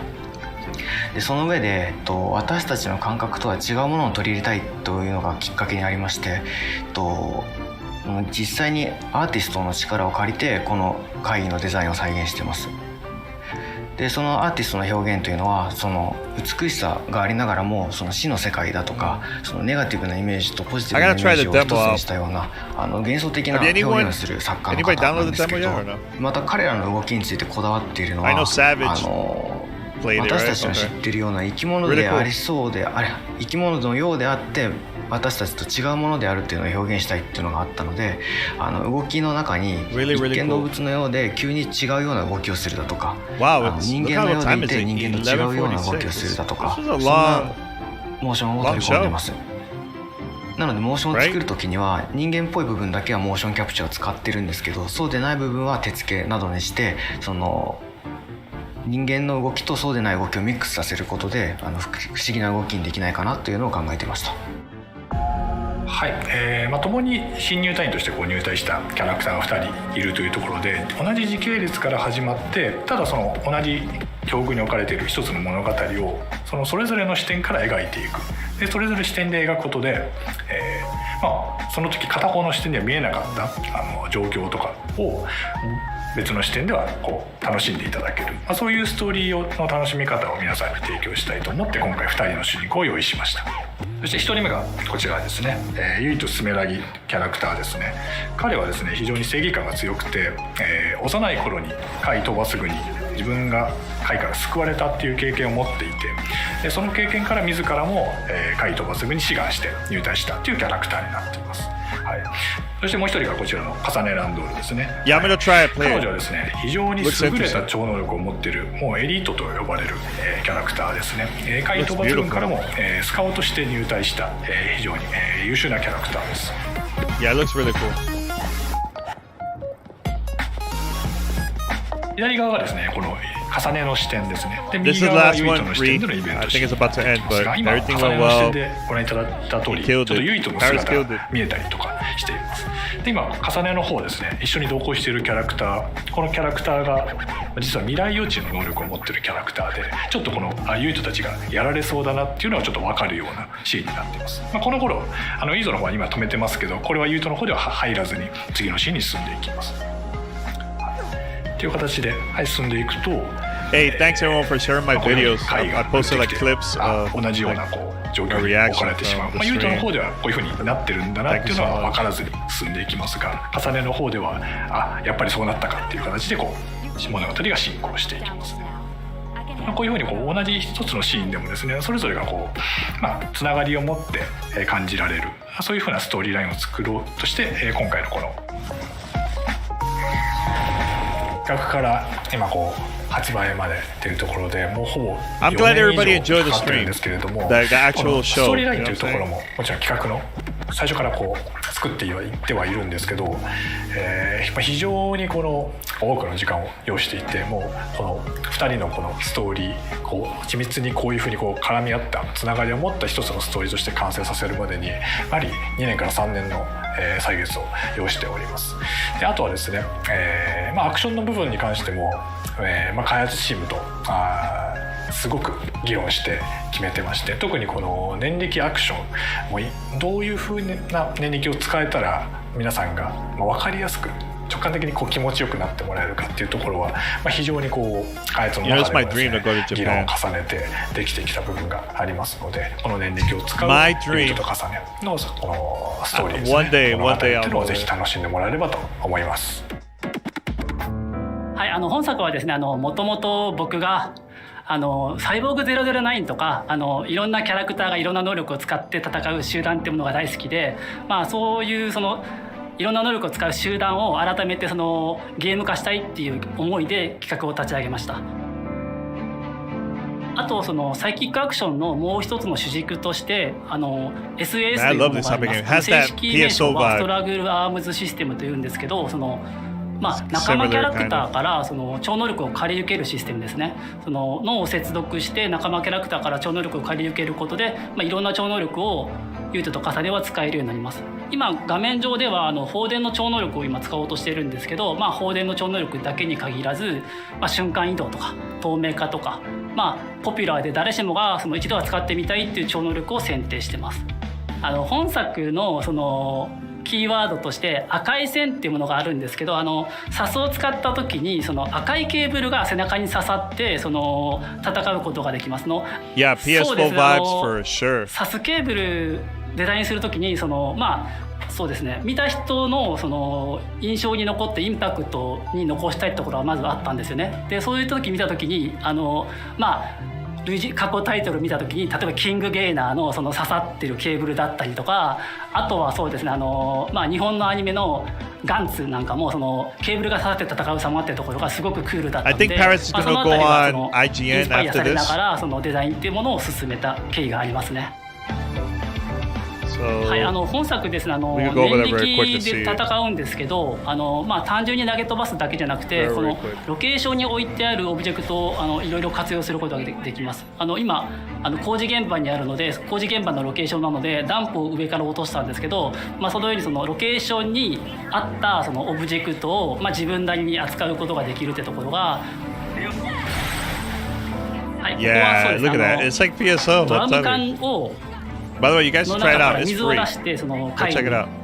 貝を水浸しにしてます。でその後そのサスの放電で戦うことで水浸しになったその貝を電気でしびれさせるということもできるので、その超能力念力とそのサスを組み合わせて戦うというところが一つ特徴となっております。しっかり遊びたい人もそのカジュアルに遊びたい人も幅広く楽しめるものとなっております。はい、プレイヤーはですね、このようにブレインフィールドっていうね、その特別な必殺技を使うことができます。これはですね、海抜軍が使うことができる近畿の技で非常に強力なんですけど、同時に非常に危険な技でもあります。ユニット重ねが展開することでそのオブジェクトがその空間内に浮き上がってその念力は使い放題になるんですけど、一方でその非常に強い負荷が脳にかかってしまいますね。なので自分の言動がちょっとおかしなことを言ってしまったりとか、あとは聞こえないなノイズのような幻聴が聞こえたりとか、あとこのようにその途中で頭抱えて動けなくなったりとかそういうことがあります。で加えてですね、この残り時間の秒数があるんですけど、これが制限時間が過ぎるとゲームオーバーになってしまうっていう非常に危険な技になっております。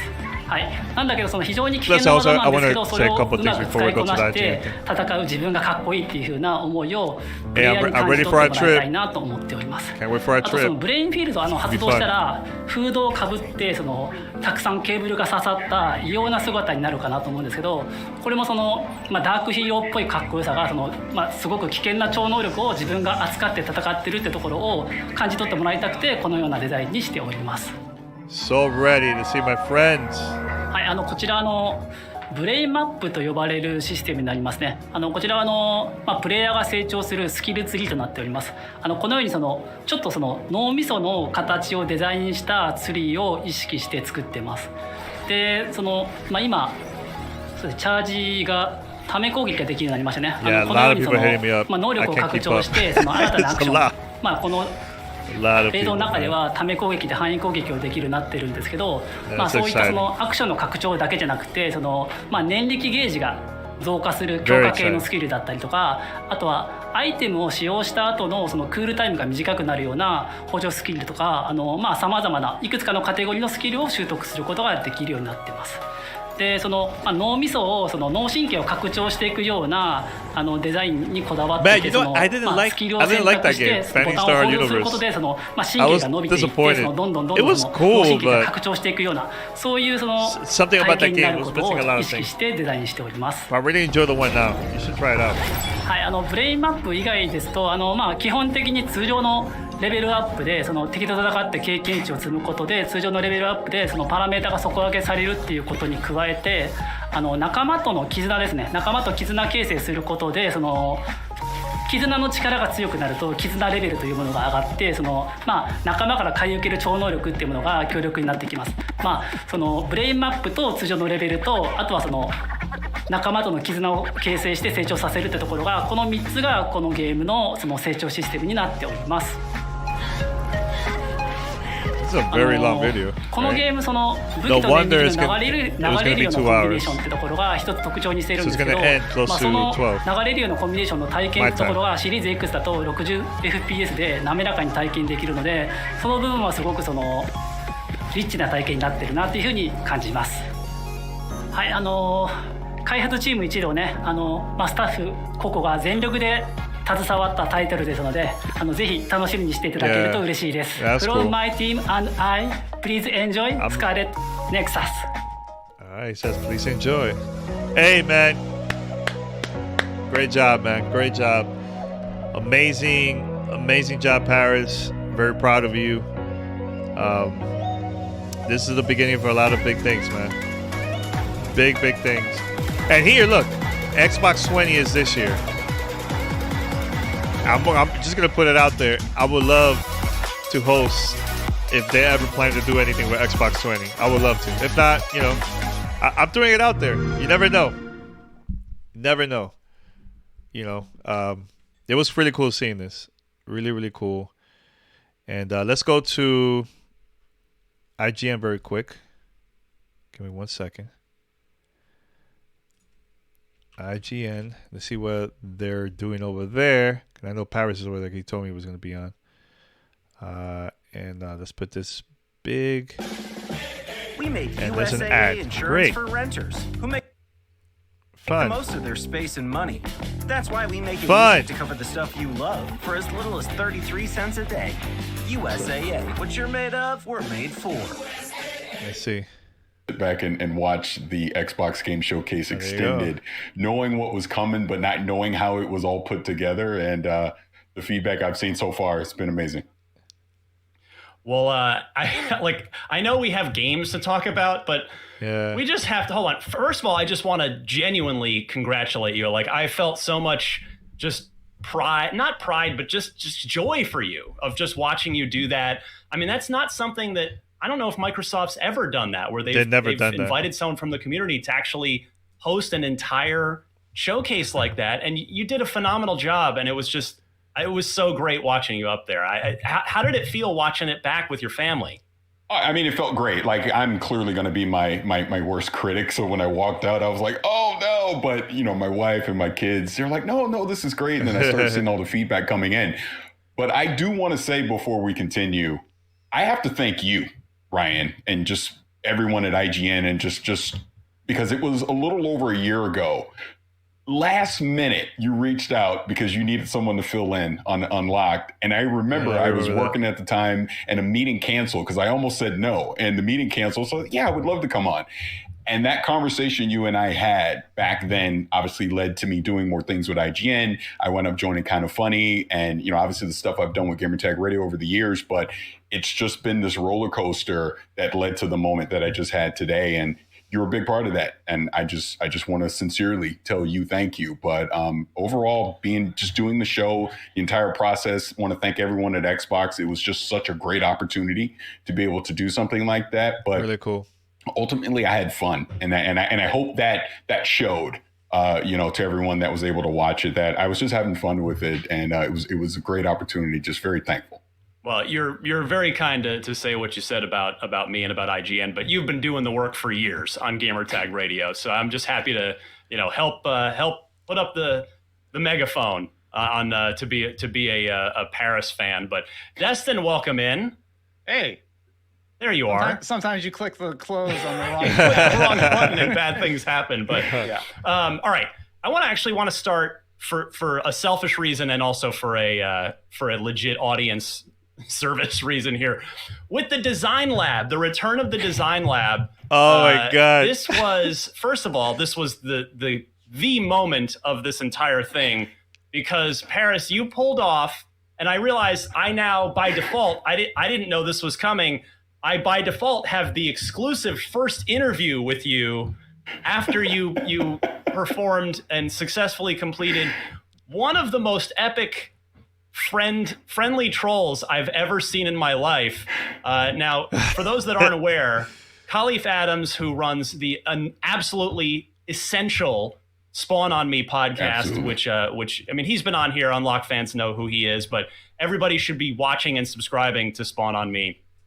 You and Khalif are friends, Parris. You go back a ways, and but you two have just had this friendly thing about cooking and which one of you has crappier cooking skills going on just on Twitter back and forth for years. But I think you've dropped the mic and it's over now. If we have that footage, I would love for us to play that footage right now, because the entire community watching along, everybody just cracked up. Did they pitch you on that? Did you pitch them on that? How'd you get them to say yes? Like, I want to know everything about this. So a little inside baseball, and here's the controller. I don't know how in focus that's going to happen. Autofocus, so I can see it. Yeah. Very clearly. So the way this all went down was, I knew I was doing the show, and I knew Design Lab design lab was going to happen, they wanted me to customize my own controller so that we could talk about it, you know, and I was on stage. So I like just in the moment, I go, you know what would be funny would be to put Ka Can't Cook on it. And I did that. And the people I was talking to at Xbox, they were like, oh my God, that's brilliant. You should totally mix that into the show. So when you see me do that, that isn't scripted. It wasn't written down. I just did it on the fly, like right then and there. We had 2 different takes of it, but that was the second take that I did. And I had no idea how it was going to come out on camera, but it was hilarious. And I love Khalif, and it's just a friendly thing that him and I have been doing here, you know, the past couple of years, just going through the pandemic. And I was able to actually troll him on an Xbox stage. Mic drop. So it's going to be hard for Khalif to come back. I'm glad the community had a good time with it. That was phenomenal, and really, you talk about the design lab itself. James Shields, who's on the Xbox team, tweeted out right after that segment. He put up a picture of one he had made, which is he had a throwback to the 360 controller done, because there are 18 different colors for each piece, which is pretty cool. So here, this is an actual like crusty, disgusting old Xbox 360 controller.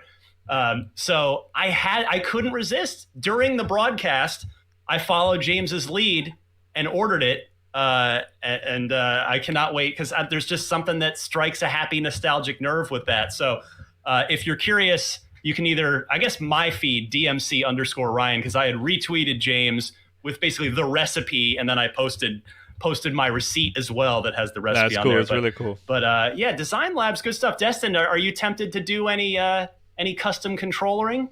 I am, after seeing James's mock-up really quick, because I absolutely love that. And Parris, when you showed off the controller, I just thought burned, which is what Cleveland said about his cooking quite often. Yeah. That's hilarious. Man. There's Destin, they're going to hold on me for my lame joke. I appreciate that. Thank you, producers in the back end. Oh my goodness, but all right. So it is great to see. In all seriousness, I love that the Design Lab is back now after it's been retooled for the Series X. So that should enable just a generation of fun controller stuff. Although Parris, I could tell I got one little breaking of the sort of fourth wall, I guess. Not the fourth wall, but sort of peek behind the curtain, that you said world champion Lakers during the broadcast. So I know you taped that before my Phoenix Suns wiped your guys out of the playoffs in the first round. I thought of you, to be honest. It was so funny. At the time, we were up 2-1. And I was even nervous saying, I was like, you know what? We're the world champs. Regardless, we're going to lose. That's funny. Anyway, well, technically you guys are still the champs until a new champion is crowned here in a month or so. But anyway, let's talk games, because there are plenty. So to give you a quick this is cool, right, guys? update, we're here for about 55 more minutes. First we're doing televised a full episode of Unlocked. interview. We're obviously doing it live. We appreciate everybody watching. So amazing. We did have a 30-minute live post-show after the showcase on Sunday, but we just couldn't get to nearly everything. So I politely begged all of our producers and production team, we need more Unlocked this week, and they kindly acquiesce to that request. So I want to start in this block up front here. We're going to talk about everything we just saw in this extended showcase that Parris hosted, and then for the rest of the show, we'll kind of deep dive back into Sunday showcase. All right, so I'm gonna, because I have to go eat. I have to go eat. I haven't already anything. seen. So I'm gonna post this down. Destin, I know you've been. If you guys want, you could go over there and watch Hellblade it. But let 2. me stop since it was unveiled, it was the. Let me go over here. So this is what I'm gonna do. I just want to say to everybody, thank you so much for being here. This is history for Gamertag Radio, especially for Parris. Big day today. It was really cool. Yeah, I should raid, right? How? Let me see if I could raid. Let's see. Raid. Is it IGN? I think I'm gonna. I don't know. I don't know how to do it. But anyways, let me say something real quick. So I'm just happy that this went well. Very great experience watching this. It was a lot of fun, and hopefully we could do more of this in the future. I am planning to post a podcast today, another podcast tomorrow, and hopefully one for next week. So yeah, just be on the lookout for the podcast episodes and everything. And just want to say, Xbox, great job. Parris, you nailed it. It was awesome, man, overall. But everyone, thank you so much for watching the stream with me. I got emotional watching the stream and everything. It was really cool. I'm very proud of Parris, and can't wait for the future, man. It's gonna looking good. All right, everyone, I'm gonna raid IGN. I think I know how to do it. Let's see if it works. Let me see.